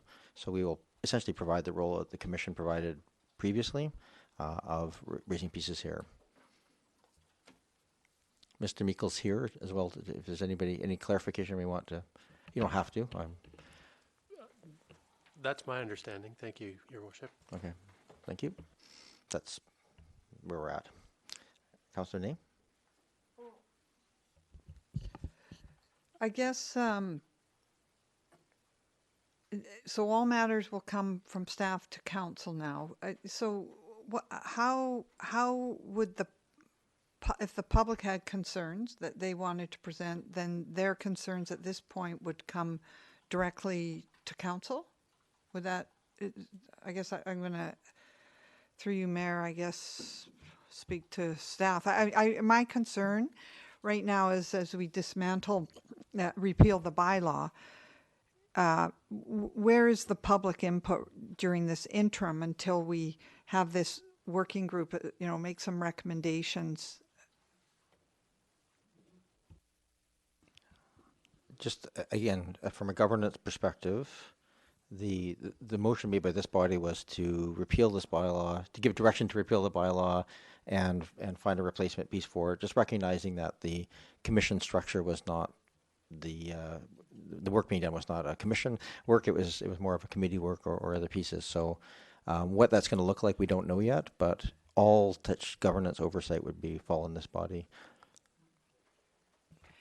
Ms. Jones. Worship, I think that what would the process would be that it would be an agenda item, and so as with other agenda items, the public would be able to address council during that public participation period on any of those recreation-related items. Thank you. Thank you. Which happens currently, sometimes anyway. Yes, Councillor Appleton. Thank you, Your Worship. And it's not, maybe I'm just missing it, but it's not clear to me from the report here as to whether we're considering the first 3 readings of the repeal bylaw, then having the working group do its work, and then adopt after the working group completes its work. I get the sense that that's probably not the way it is, but it's not specifically laid out that the repeal bylaw would be fully adopted and then the working group would begin. And I get the sense that that's the way it is, but I just wanted to confirm. Thank you, Councillor Appleton. It's a great question. Ms. Jones. Ms. Hopkins? I just reverted back to, that's so terrible. How did I do that? Ms. Your Hopkins. Worship, the intention is that the repeal would happen, and then the working group would start their work. So it's giving you the full picture of the process that staff is recommending council follow, and that repeal happened before the working group started their activities. Councillor Appleton? Just to follow up, just responding to the concern that Councillor Zelka raised, is there the possibility of conducting that work of the working group between third reading and adoption, potentially to provide a different style of handoff, essentially, or to have the recommendations of that working group come back before the repeal is completely enacted. That may very well create a whole bunch of bureaucratic hassles for staff, so I'm recognizing that, but just I'm asking the question just to respond to what Councillor Zelka raised. Thank you, Councillor Appleton. Does someone on staff want to answer that, or should I have a go?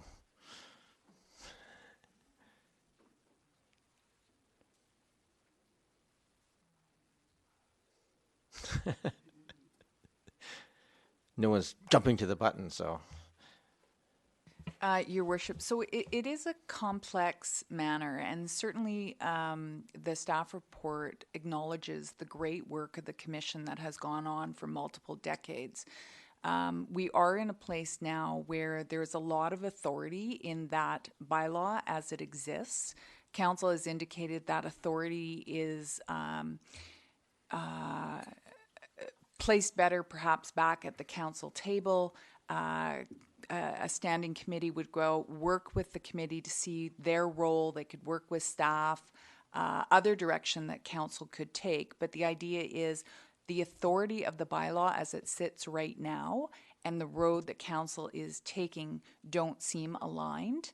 So while there's been lots of great work, staff is trying to streamline the process and implement council's direction as far as next steps. So the idea would be to change up where that authority lies, go out and actually figure out what a committee work would serve, and then to tie it back to the council table, if that helps clarify it all. And if I may add to that, I think we really couldn't effectively do that just in practical terms, because we actually do have delegated authority to that body in a number of areas. If something were to come up that required, approval on one of those things, and it was sitting in limbo, we don't have a Parks and Recreation Commission meeting sitting, and we have to make those questions, we'd have a bit of a problem from a procedural perspective of dealing with that. So I don't think it's actually practical in real terms to do that. And we don't know exactly what that committee may or may not look like, and I think we have to do that very open at this point as well. Councillor Green.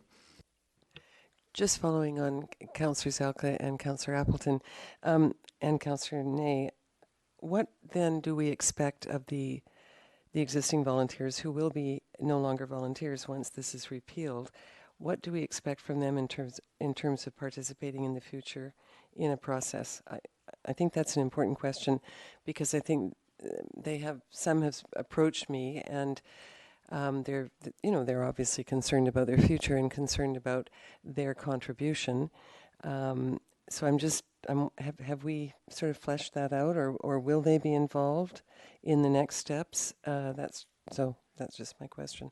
Thank you. And the next motion sort of specifically would lay out the framework for us, and it ensures that all of those members are reached out to and communicated with to seek what the next best piece is. And again, I think there was a fairly fulsome discussion at the last Parks, Recreation and Culture Commission meeting, which I attended, and a lot of those questions were asked as well. And I think what came out of that was that whatever is done it really has to have the primary focus of making sure that not just governance, because I think that governance body with a modern staff can come up to this table, but just that there's appropriate levels of community input and oversight and ideas used perhaps on project basis or for specific areas of recreation that might be considered. And so all of those things will be up for discussion, and we'll just try to bring back to this, that body should bring, the councillors who do that interviewing will bring back to this table some ideas of what we can bring. And again, the intention being by the same time we do the reestablishment of under the new terms of references for all of the committees and commissions, that this is ready in time for that, so we can enact them all at the same time and repopulate it at that point with volunteers. I guess, is that clear enough? Okay, thanks. So Patterson. Thank you, Mayor. And I certainly appreciate the comments around the table, because I shared those concerns. So I was reading back through the commission mandate as it stands and the consultant's report on it, and I think I need clarification, because as I read through all of the material, and I may not be correct in this, but as I read it then, if there was going to be a framework for if the commission is left in place with its mandate, because it is a very strong mandate that they have right now, an authority that they have as a commission. So if the commission is left in place and the working group decides they have a framework for a new committee structure for Parks, Rec, and Culture, with the commission still in place, as I read it, then that report would go back before the commission to be vetted by the commission to get their input on what the new committee drafts. And so then the way it is presented started to make sense as I started to read it that way, but I may not be correct in how I'm reading it, but that was the conundrum that I found myself in. Thank you. I think the intention here is that council, as a body, we have to own our committees and commissions and make sure they're doing the best possible work. So I think the intention of this repeal was, we directed staff to do this and bring it back to us, was to make sure this is cleared off, and we have that, we take over the ownership of that oversight for that reason. So, all right. Any further conversation, discussion? Councillor Zelka? I have to agree with you, Chair, that we sort of control the process, and they are our committees and commissions. So I heard the concern that possibly any restructuring of that committee or commission might potentially go back to that commission itself. I would imagine council could control that process quite effectively, and that situation would not occur. Again, I'm speaking against this motion. Some of the questions that sort of arise is that we actually have already approved a Parks, Rec, and Culture strategic plan, and when I review the strategic plan of the Parks, Rec, and Culture that was done earlier on in 2019, the intention of that strategic plan is to align the Commission with the larger goals and objectives of Council. So here's a question. Who's going to be responsible for seeing that strategic plan will be moving forward in addition to our strategic plan? Thank you, Councillor Zelka. And we don't all have to agree on this, which is the nice part of all this. But the short answer to that is that strategic plan was not adopted. It was written, but has never gone through an adoption process. So it is an informative document, but it's not actually policy.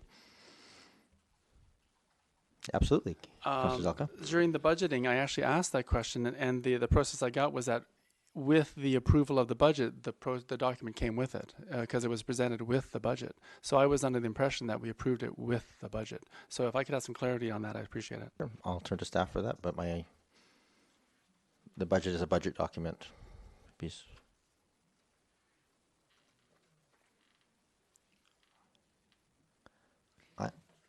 Your Worship, so staff's recollection is that strategic plan actually wasn't in alignment with Council's strategic plan at the time. So we got direction from Council out of the strategic planning process.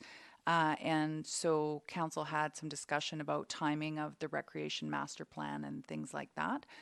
If any of the other staff want to jump in, but that's recollection from this side of the table.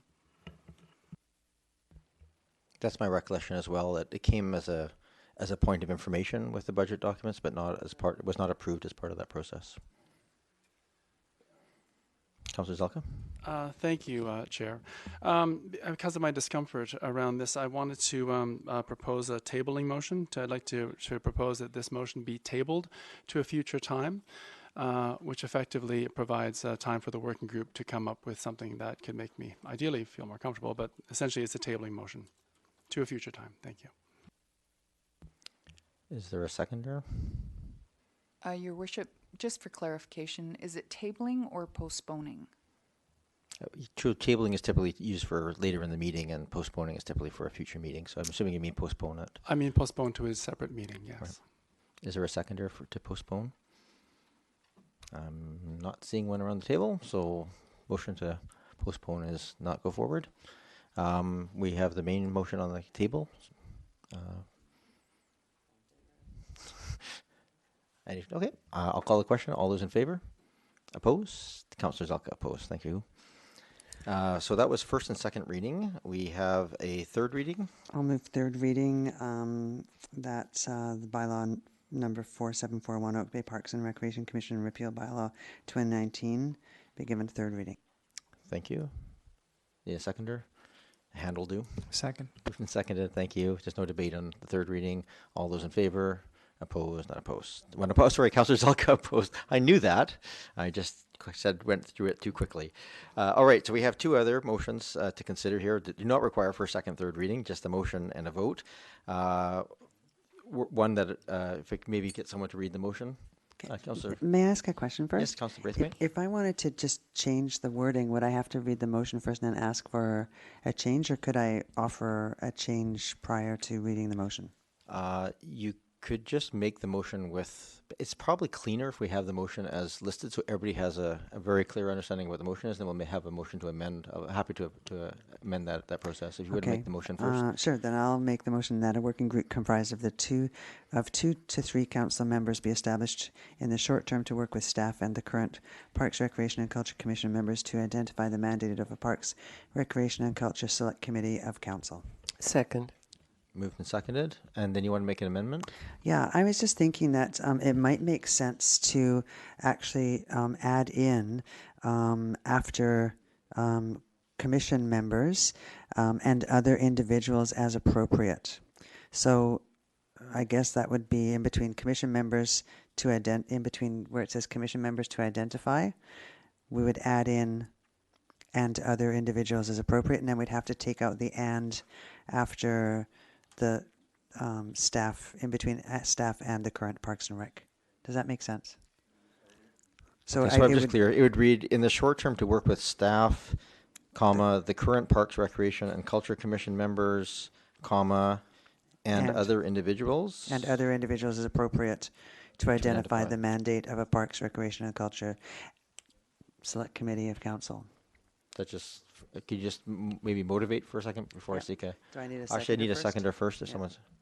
Point of order, Mayor, I'm having a hard time hearing. There's people out in the audience talking, people at the council table and trying to listen to what's being said. Okay. Okay, so we just keep our voices down while we're having the points read here. That would be helpful. Did you want me to repeat that, maybe? No, I wouldn't mind hearing it repeated in its totality. Please do. That a working group comprised of the 2 to 3 council members be established in the short term to work with staff, the current Parks, Recreation and Culture Commission members, and other individuals as appropriate to identify the mandate of a Parks, Recreation and Culture Select Committee of Council. Is there a second to I'll add second that? Can you just explain the Sure. logic of that? I think that if adding in, it's great to have the staff and the current Parks and Recreation and Culture Commission members be part of this group, but it would be even better if we could add other individuals that perhaps have expertise that they could bring to the table, and it could be individuals that from within our community or outside of our community that might bring good ideas forward. I see no harm in that if council wishes to do it. Any other discussion on that amendment? Councillor Appleton? Well, thank you, Worship. I'm assuming that staff would flag if there was any issues with that, but I know that in our discussions with the structure of the climate action work group that there were some limitations as to structurally as to who could participate in that work group. So I'm assuming that staff would flag if there was an issue around that. But I just know that when we discussed that, there were some that it wasn't necessarily straightforward as to who could be invited to that. So there may need to be some specific language incorporated to define who those people. I support the idea of it. It's just structurally, how does it get done? Ms. Hopkins, I believe this is because it's a select committee. It's slightly different. Well, the other thing to note is that we would develop terms of reference for the working group as well, or the standing committee. So that could be dealt with at that point as well, but this would help guide those terms of reference before we go to them. Councillor Green? Just a comment in response to this, that it might be easier to, rather than say as appropriate, other individuals with related expertise, and that might specify it, but that's just a suggestion. Yeah. I'm just for the record. I think that we don't need to get too close to wordsmithing. If the intention is okay with people, then it'll come back as terms of reference, and that's where we would give staff some time to consider the specifics of the wording. So it's really just a question at this point if that's the will of council to accept that people outside of the existing Parks and Recreation Commission and staff would be allowed to speak to that group or be included as part of that conversation. Councillor Green? Not to belabor the point, but sometimes appropriate or inappropriate requires a judgment call, and I guess I was just thinking it might be better to just say people with related expertise, but that's fine. I'm happy either way. Okay, so we have a motion on the table. Any other discussion on it? This is an amendment motion to add those words to the current motion. Seeing no further discussion, all those in favor? Opposed? None opposed. So motion as amended is now in front of us. Any further discussion on the motion? Councillor Zelka? I'll be speaking against the motion. While I appreciate what Council is trying to do with respect to creating a working group, and I'm all in favor of working groups in general, I'm not happy with the repeal of the Parks, Rec and Culture Commission ahead of time. So I will be voting against this in protest. Thank you. Thank you very much. Any other discussion? All those in favor? Opposed? Councillor Zelka opposed. Next is the last part of those three items on that section. I'll move that staff be directed to review any administrative policies and procedures that have been approved by the current Parks, Recreation and Culture Commission and make any necessary changes to reflect the revised structure. Second. Moved and seconded. Any discussion on this item? I'm not seeing any, so we'll call the question. All those in favor? Opposed? Councillor Zelka opposed. Thank you. We have item number 10 on the agenda, the water rate amendment bylaw. Mr. Payne, only your second meeting, and you've had to wait through a long meeting to get to your stuff this time. Welcome, and I'll let you do an introduction of bylaw 4743. Thank you, Your Worship, and it's been a pleasure. Staff have prepared a presentation, and just so Council is aware, the presentation relates to both items 10 and 11, only because the sewer and water rates really impact the ratepayers as one bill. However, there are two reports and two recommendations. So you will recall at the last council meeting that council approved a refreshed budget approach, which put a stronger governance lens on how the budget is developed. Essentially, the aim is to empower council to set strategic priorities and service levels, and for staff to quantify those and execute those service levels in the financial plan. So budgets are, the intention of staff is to present budgets in a way that stimulate policy discussion. And that's what we believe we've done here with the water and sewer budgets. One of the changes that you might notice in the budgets is that preliminary capital budget is not necessary to set rates. So what we're saying is that if capital budgets are to be funded by reserve, which is what staff has intention to recommend, then it's really just the operating budget that council needs to consider prior to setting rates. And we just need to ensure that we're funding our reserves through the operating budget with a transfer to reserve. And then it gives council and staff the freedom and flexibility to develop capital budgets that are volatile. Perhaps it's more cost effective to do $2 million worth of capital improvements in 1 year and none the next year. And therefore, we don't have to have a necessarily perfectly predictable capital budget, but we're able to vary that as operationally required. So we put the strategic priorities lens on this budget, and we believe that our recommendations support a number of council priorities. The first being sustainable service delivery, and the second being service excellence. So what does sustainable service delivery mean? It really means that the services that council have directed be provided are resourced. And resourcing includes the long-term replacement of the capital assets that are required to provide that service. So what we've done is we've defined what the service levels are for these budgets on a very high level. and we recognize that there's some work to do to refine what those service levels particularly mean. And in refining that, that provides council with the opportunity to specify differing service levels. So for water, our service levels are we want to provide clean drinking water. Sounds pretty simple, but that means no boil water advisories or anything of that nature, and that there's fire flows available 24/7, 365. And lastly, that there's minimal unplanned service interruptions. So those are really the three service levels that your staff are recommending. What we want to do is complement those service levels with a bit more data and activity measures.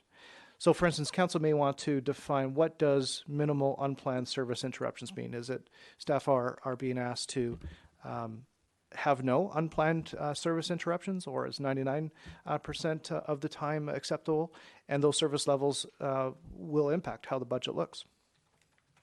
For sewer, the service levels are, we want to protect public health by effectively removing wastewater treatment, and we want to minimize and eliminate cross connections and minimize instances of sewage backups. And again, going forward, we'll do our best to provide council with the opportunity to really define what does minimize mean. So that results in staff recommendation for increasing resource in the water and sewer and storm drain areas of the budget. Includes 2.5 full-time equivalents in water, 1 full-time equivalent in sewer, and half an FTE in storm drain. And this will enable staff to continue to sustain those service levels into the future. But council can choose to implement different levels of service, and really, from staff perspective, it's a measure of risk, and a higher measure of risk accepted by council and recommended by council will lead to more service interruptions, for instance. So it becomes evident later on. And then staff have recommendations around the asset management side of the service, and as such. So the first recommendation is to increase the water transfer reserve by $100,000, and this would put us at about 84% of our water asset management initial targets were. And continuing to increase the transfer reserve in the water budget by that amount, we would reach those initial targets after 2 more years of similar increases. We're recommending that we maintain the existing transfer reserve for sewer. Last year we were able to reach that target, that initial target. So staff aren't recommending an increase to the transfer reserve for sewer replacement at this time. And just reminded that any reserve funding below the average annual asset replacement cost of those assets, it means that the service delivery isn't funded sustainably, and future generations will have to make up that cost, or we have to hope for transfers from other levels of governments to sustain that asset replacement in the future. So this is what the impact to the ratepayers looks as a result of the staff recommendations. There's a $25 increase to the sewer, $66 increase to water, for an overall increase of about $91. And then there's an additional $56 in the CRD on top of that as well. Some of the future enhancements we want to bring forward to council, and keep in mind that council will have further discussion about the water and sewer budgets, especially as it relates to the capital budgets later on in 2020. We would like to provide service level activity measures that supports council directed service level. So for instance, we could ask the Director of Engineering, how many hours of valve turning preventative maintenance does it take to have a high degree of assurance that our risk is low, that there will be a service interruption, and we can provide that data to council. We would like to provide more refined asset management data and targets, and some proactive reporting on our reserve balances, so council knows the source of funding for those capital expenditures. And as I mentioned earlier, we would like to refine the water and sewer capital budgets during budget deliberations. So there's more opportunity for council to consider the budget. However, the rate kind of needs to be decided on right now because we will be billing the first cycle in January for our ratepayers. So thank you very much, and the staff have recommendations before you. Thank you, Mr. Payne. Are there questions of staff? Councillor Patterson. Thank you, Mayor, and through you to Mr. Payne. Thank you for your report, Mr. Payne. A couple of questions on this. What is the ratio of unplanned maintenance to planned maintenance currently? It's probably a question more for Mr. Haran than it is That's for Mr. probably, Payne. yeah, for Mr. Haran. Mr. Haran, Director of Engineering. Through you, Chair, that's an excellent question, and I have rudimentary numbers, but nothing that I'd want to disclose publicly at the time, because this is a new, tracking this kind of data is a new initiative that Mr. Brozick and I have started in the last 2 years. But I would say roughly, so not for all of our maintainers and not for all of our staff, but in terms of construction crews, for example, in this year, about a third of the time we have a certain amount of maintenance days scheduled, crew days, I guess is the way you could look at it, and at least a third of them they're reassigned somewhere else that was unplanned activity. So if they were supposed to be doing a capital works project or a planned maintenance routine for one specific day, a third of the time we have to reassign them to deal with a sewer backup or a water leak or a water main break or some kind of activity like that. Councillor Patterson. Thank you. If I can continue. I think this next question is also for Mr. Haran, through you.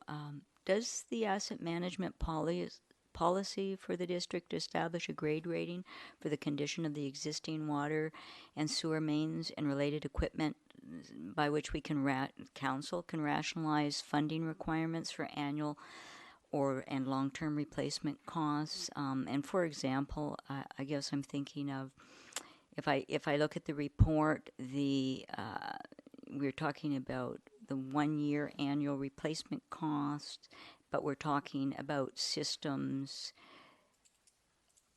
that, well, really it depends on whether the system is in good condition or average condition or very poor condition as to how much you will allocate to reserves for capital. So based on what I'm looking at in this report, the capital projects and the funding that we're providing could take us approximately 50 or 60 years to complete these projects, which if we're in good condition might not be bad, but if we're in poor condition is a fairly long time frame. So could you somehow clarify that?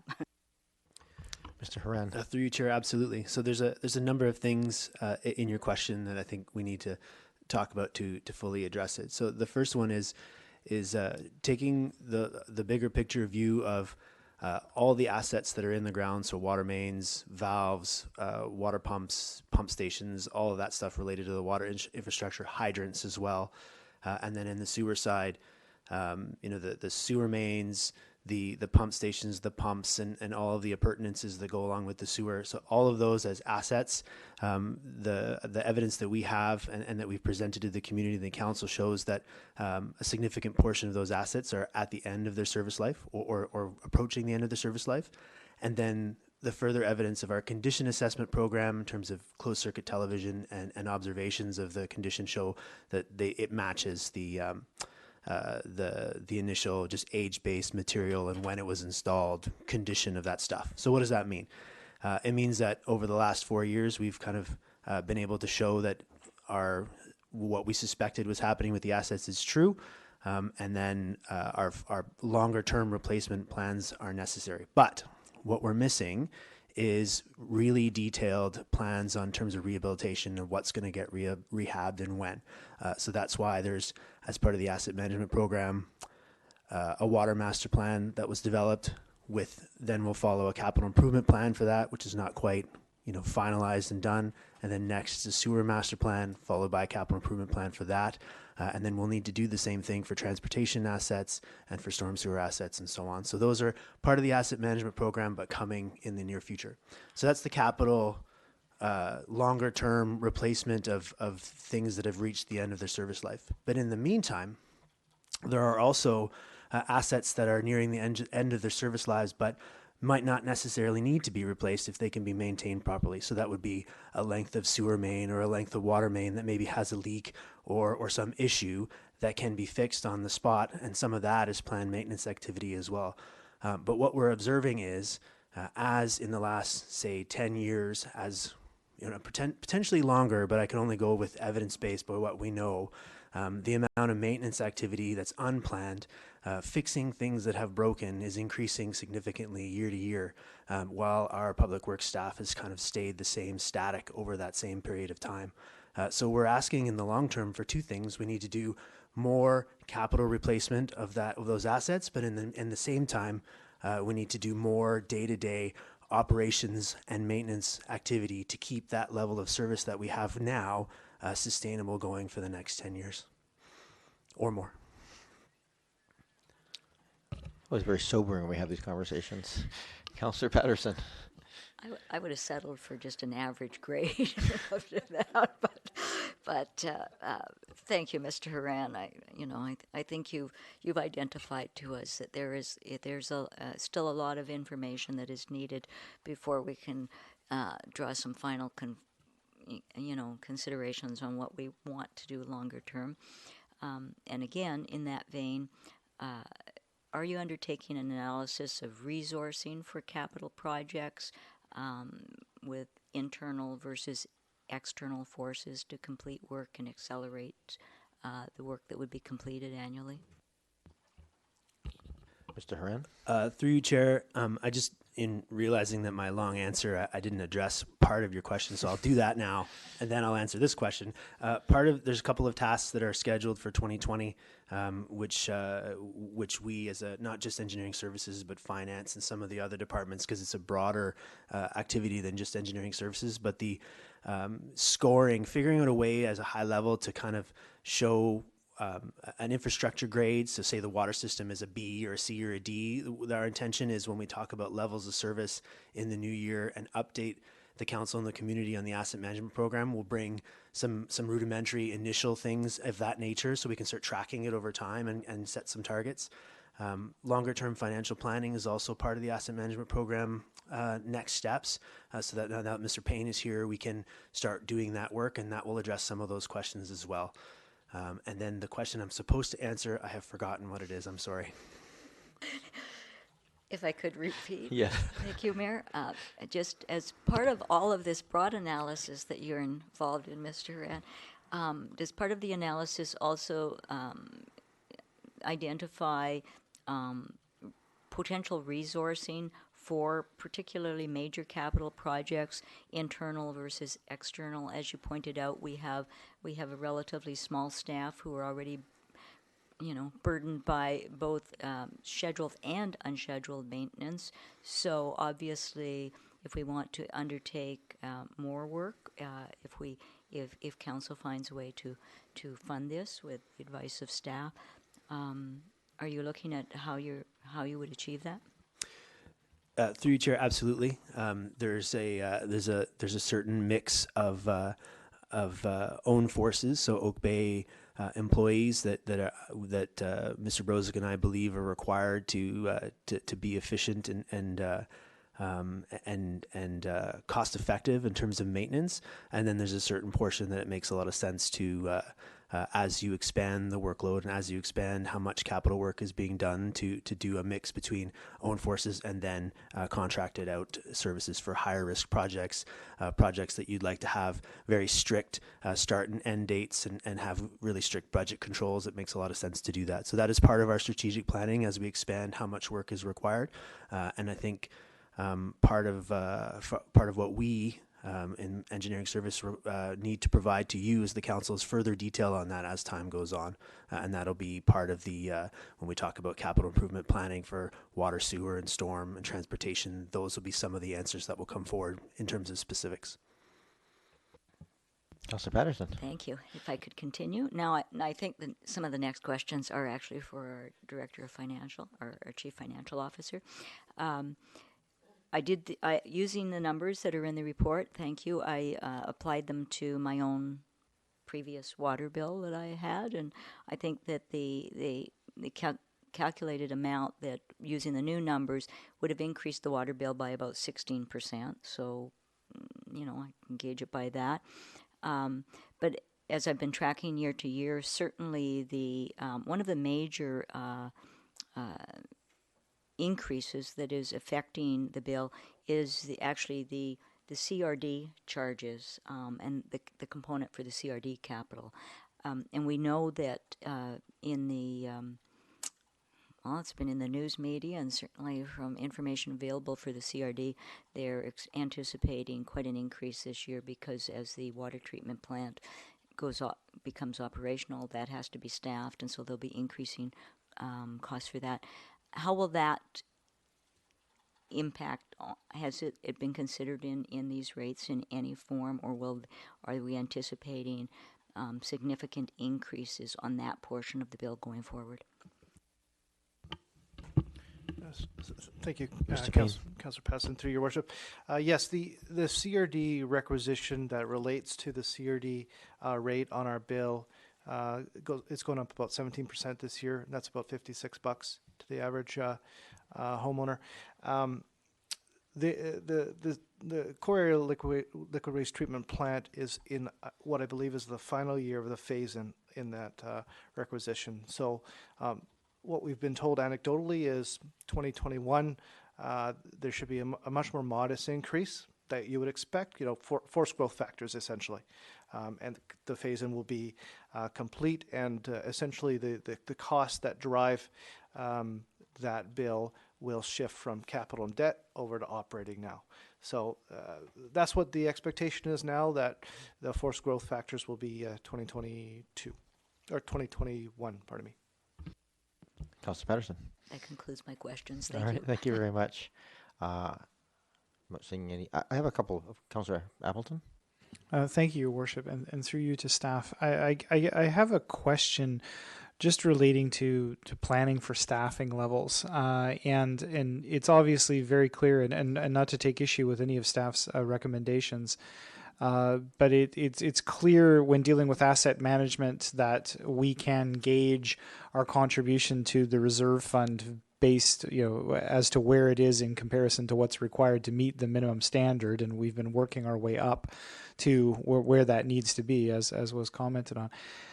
I guess I'm just interested in hearing staff's comments about how to include the staffing component in that strategic planning piece, because I see that I understand the connection obviously between increased staffing and increased capital budget to do essentially more work.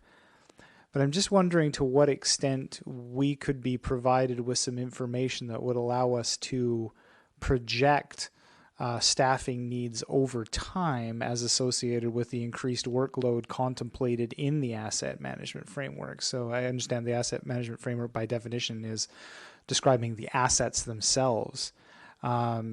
What type of tool could you use to put some information in front of council to sort of project staffing long term? And that I understand is a shifting target, because you don't necessarily know what your workload may be in subsequent years down to the person hour, certainly. But I guess to be blunt, it's difficult for me to consider. I guess this is overly simplistic, but I see staff's request or recommendation for increased staffing levels. I just don't have the context to be able to say, is this this many FTEs in the short term with the understanding that will be adequate for X amount of years, or will there be additional FTEs required based on potential further capital contributions? So that may not be a question that's easily answered, but I guess maybe staff could elaborate on how to plan for staffing over a long term, and how that might be presented to council for consideration. Mr. Horan. Through you, Chair, I'll do my best to answer that one. We try to give you nice, easy questions at this table. So there's two answers to that question. There's the answer around, which is basically, if I can summarize for myself, as if I was a councillor or a member of the community, how to rationalize what full-time equivalents, if there's an ask, if there's an increase in that, how to say is 2 the right number or is 5 the right number? How do you do that? So the answer is different for what we're asking for tonight versus what we might ask in 2 or 3 years. And it's very specific. What I'm saying right now, the answer is specific to engineering services in terms of public works. But I think the rationale behind it can be thought of as anything around any ask for staffing. So for us, it's a level of service question. So we don't have, so in the future, where we're trying to go, we meaning David Brozick and myself, is around really defining. So we had the higher level discussions in Chris's presentation that said, so levels of service for water is clean drinking water. And that can, what does that mean? It means, right now, it means that we do 19 bacteriological tests per month to meet the British Columbia Clean Water Drinking Act regulations. It also means we do a certain amount of other maintenance, like flushing or the various other activities around keeping the water system working properly. But at this moment, so that's even more explicit levels of service than we've had, say, 10 years ago. In the future, we actually might be able to, we're working on getting to the point where we can say there's a certain amount of fire hydrants that we have to inspect each year. So every one of them, for example, and then every 2 years, for example, and these don't quote these specifically, but maybe the routine is a certain amount of more extensive maintenance per fire hydrant every 2 years. And so those kinds of levels of service, they're ways to measure how much maintenance we're supposed to do based on industry well-recognized standards. For example, a quarter of the sanitary sewer system should be cleaned and flushed every year.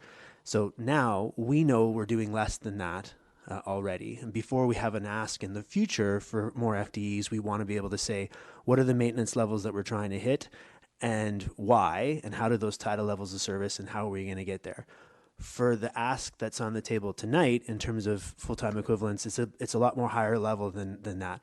And what we've observed in the last 3 years for me and 4 years for Mr. Brozick is there are certain areas of maintenance that we're supposed to be doing, but we just can't get to because we're too busy running around doing the things that come up that are unplanned. And those areas are valve exercising. So the valves is the same as in your house when you turn your garden hose off. Those valves, we have the same kinds of things for the water mains deep underground, and a lot of those are older and failing, but we're not able to exercise them properly to confirm that they work properly and to add them to the list to be replaced if we're not sure that we just don't get to it because those people are off doing all the other leak fixing and other activities.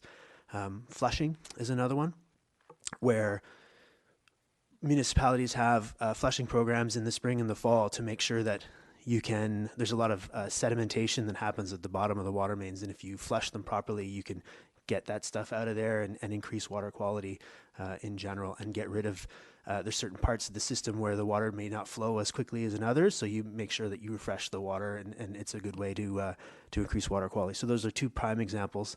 And the last one is hydrant maintenance. So we have the number of people that we're able to devote to hydrant maintenance is not enough. So this ask is around increasing how much hydrant maintenance we can do year to year to tick those boxes. And we have similar examples on the sewer side. So I hope that answers the question. Councillor Appleton. Thank you, and through you to staff. I appreciate that context very much, and I think that's getting to the largest extent of what I was looking for. I guess then a follow-up question would be, are we at risk with the current levels of staffing of missing basically mandated or required maintenance intervals on any of the things that you described? So I'm assuming we're sort of, I get the read between the lines is that you're sort of keeping up, but sort of just barely. I guess I'm wondering what the risk is of missing something which is a mandatory or mandated component. Through you, Chair, I think the best way to answer that question is there's two ways to think about levels of service. Are you meeting the current level of service, and are you able to sustain that level of service going forward? So at this time, we're able to meet our required levels of service. So Oak Bay has excellent water, and working in conjunction with the CRD, we have a good testing program. We're able to take care of maintenance issues that pop up in a big way. We can take care of them quickly. And that's how we're able to do this now, today. The real question is it sustainable? And so what we're identifying is that we need to do more maintenance in the water and the sewer side to maintain that level of service going forward. And it may be more than what we're asking for, but at this time, in terms of an evidence-based, we think that this is a good first step, and we can assess how we're impacting our maintenance backlog over the next 2 years, say, and be able to better answer that question. So it's, as always, it's a risk management question, yeah, I think that's that answer. Councillor Appleton, anything else? No, I'll let some of the other councillors get to their questions. I did have a question about how the recommendations are structured, but maybe I'll just let some other. Wait, you got the floor. Go ahead and ask the question. Well, I just noticed that in both the recommendations, well, primarily for the water component first, the way that the recommendations are structured is to sort of package up levels of contribution to the capital, and then also staffing levels. I was just wondering whether it is, well, I guess it would be within council's purview, but for instance, if it were decided to accept the recommendation to make the contribution to capital reserve, but not to fund staffing, is there any? Well, obviously there's an issue with potentially not meeting the staff recommendation for staffing, but are those two things necessarily directly linked to each other, i.e. you need a certain amount of staffing to support a certain amount of contribution, or can those two things essentially be considered separately from one another? Mr. Payne. Good question, Councillor Appleton. Thank you. Yes, through your worship. Ultimately, what council is being asked to approve today is actually a water rate, and that just produces for us a certain amount of revenue. And when council actually wants to consider the budget, that will happen during budget deliberations, and you can allocate how that budget gets allocated, whether it be to capital or to these FTEs. We're merely providing the background for why we've selected what we think is an appropriate water rate in the bylaw. Thank you. Thank you. Other questions? Okay, thank you very much. I just want to express, I think this move to including in the reports that focus on service levels and risk and giving us that lens as a governance body is exceptionally well appreciated. So thank you, Mr. Horan and Mr. Payne for this report in that context. I think that's what we would like to see us get to the point where we're making these policy decisions that will guide that with eyes wide open about the cost. Two very quick questions. These staff are actually doing the work of turning the valves and pieces. We're not hiring administrators to watch existing staff. Is that correct? Through you, Chair, if if the budget is approved in the new year with these changes, then yes, they would be. These are what we're adding is actual. What we used to say in the Navy, wrench turners. So the actual maintenance person. So actually, all kidding aside, what we're adding is environmental operator certified personnel. So highly skilled individuals that would take on this maintenance load. Very good. Thank you so much. And do you have any sense of impact with these FTEs on any of the unplanned maintenance? Is this anticipating to curb the growth or to hopefully to turn it down? And I'm not, obviously we can't hold you to that, but I'm just curious what the anticipation is. To be fair, I think it's too soon to call, honestly. I think what we need to do is, as from a staff perspective, considering that that we haven't, from a public works perspective, asked for an increase in FTEs like this in quite some time. We wanted to do what we thought was not necessarily the bare minimum, but at least what we thought was would have a good positive impact on that maintenance load. And then we'd very quickly, we were adding in better tracking in terms of the plan, the maintenance we're planning to do in a specific period of time, and then measuring our performance against that and deciding why it happened. So this performance metrics at the same time, we'd be able to answer that question, hopefully within a year of having those people in place, be able to assess, is that enough? Do we need to do more? And what are the reasons why these things are happening? All right, thank you. And I just want to express on behalf of Council our appreciation of your comfort. It's not always the case with staff to go forward like this, and this is what we hope that will happen, this sort of iterative approach and trying things out. And I think we've already established through the budgeting process that we're taking a leap of faith that this work is being done appropriately and professionally by staff. So really appreciate you bringing forward your best recommendations on this piece. And my last question just refers to the actual numbers of the capital, because it seems, and I'm going from memory here, that the numbers listed are actually the ones stated in the Opus report. So they're in whatever that year that was, 2014, something like that, dollars, 16, whenever that came through. So at what point do those start getting indexed to current dollar values over time? Or do they, or we just work off of that as in our capital planning process? Mr. Payne? Thank you, Your Worship. I believe they actually are indexed with a modest inflationary factor. Yeah. Thank you very much. That's good. I'll actually jump in and say that Mr. Payne has forgotten, but he actually did do that. We spoke about it 2 weeks ago, where the Opus numbers have been adjusted to 2019 dollars. Is that what you just said? Yeah. Well, I just want to say thank you for that, because all too often you go down these long paths and then 10 years in you start saying, oh, but those were 2016 dollars, so now we have to readjust it all dramatically. So thank you for that. Any other questions? We don't have a motion on the table yet, I don't believe, so I need a motion. Councillor Green? Thank you. I will move the staff recommendation. Now I'm assuming we're on the first of the two reports, correct? So we'll do first three readings, and Ms. Hopkins, is there a process from this one that we do first and second reading and then third reading separately? Your Worship, that's correct. Okay, thank you very much. I will move first reading. We can do first and second together. I will move first and second reading.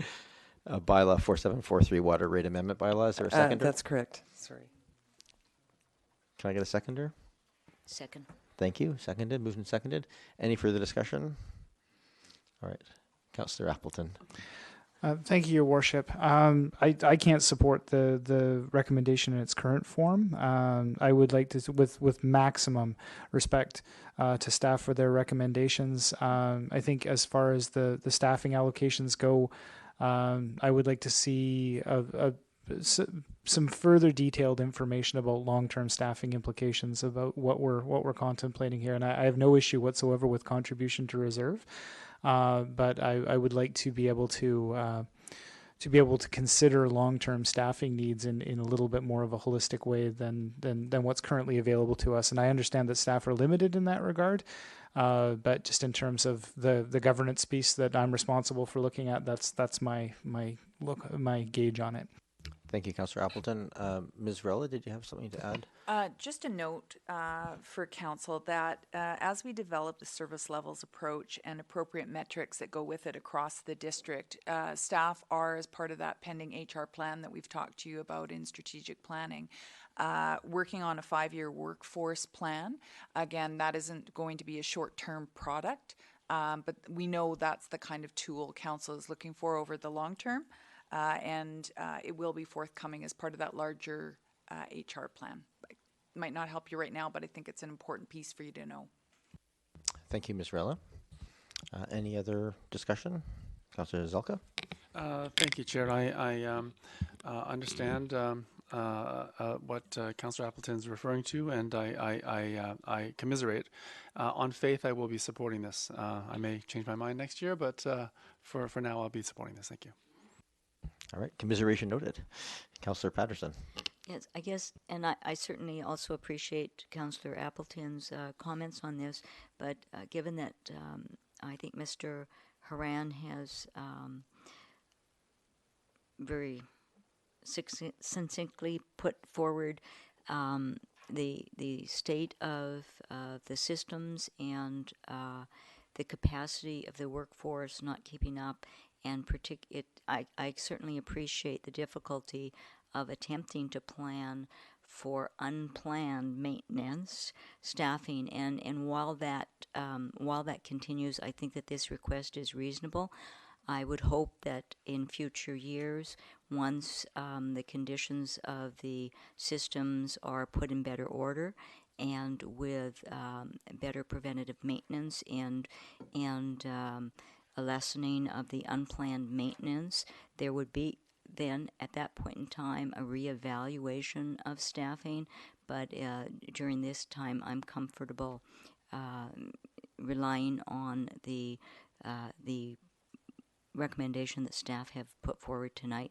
Certainly, because I wouldn't like to see us continue with a reduced staffing and start having accelerated breakdown if we're already kind of at a 30% rates of unplanned maintenance. That, in my opinion, is fairly significant. Thank you.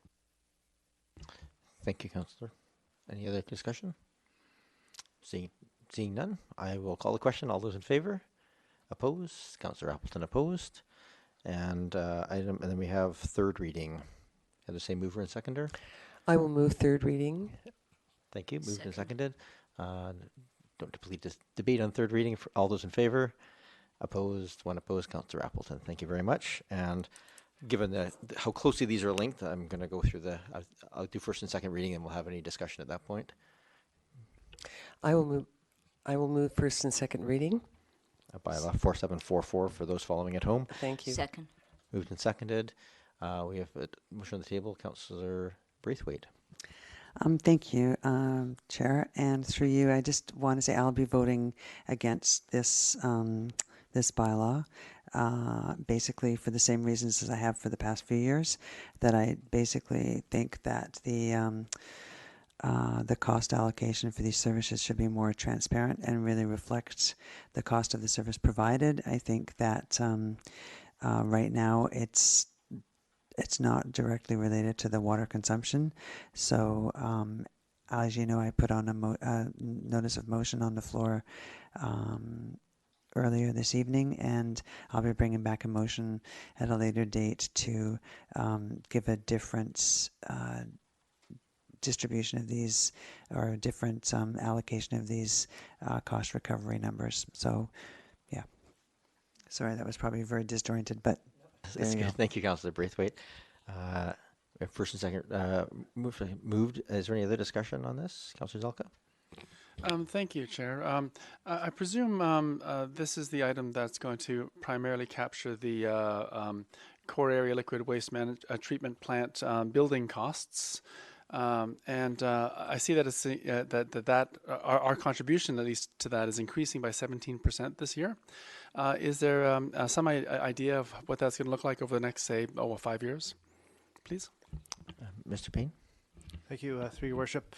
Again, this is the final year of phase in for the core area liquid waste treatment plant. So what we've been told is that the 2021 year, it should be a much more modest increase, likened to what the normal CRD increase is, 3-4%, something like that. So when the core area liquid waste treatment plant comes on, the idea is that capital and debt that is paid for out of this converts to operating, and it should remain relatively flat except for forced growth factors.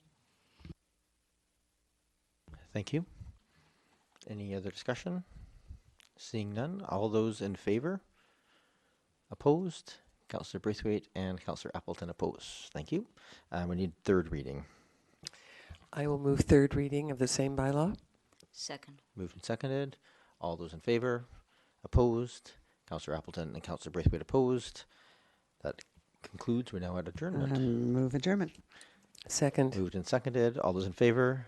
Opposed? Unopposed? Thank you very much, everyone, including Mr. Belka for sticking through, and staff for all of that great information. Thank you.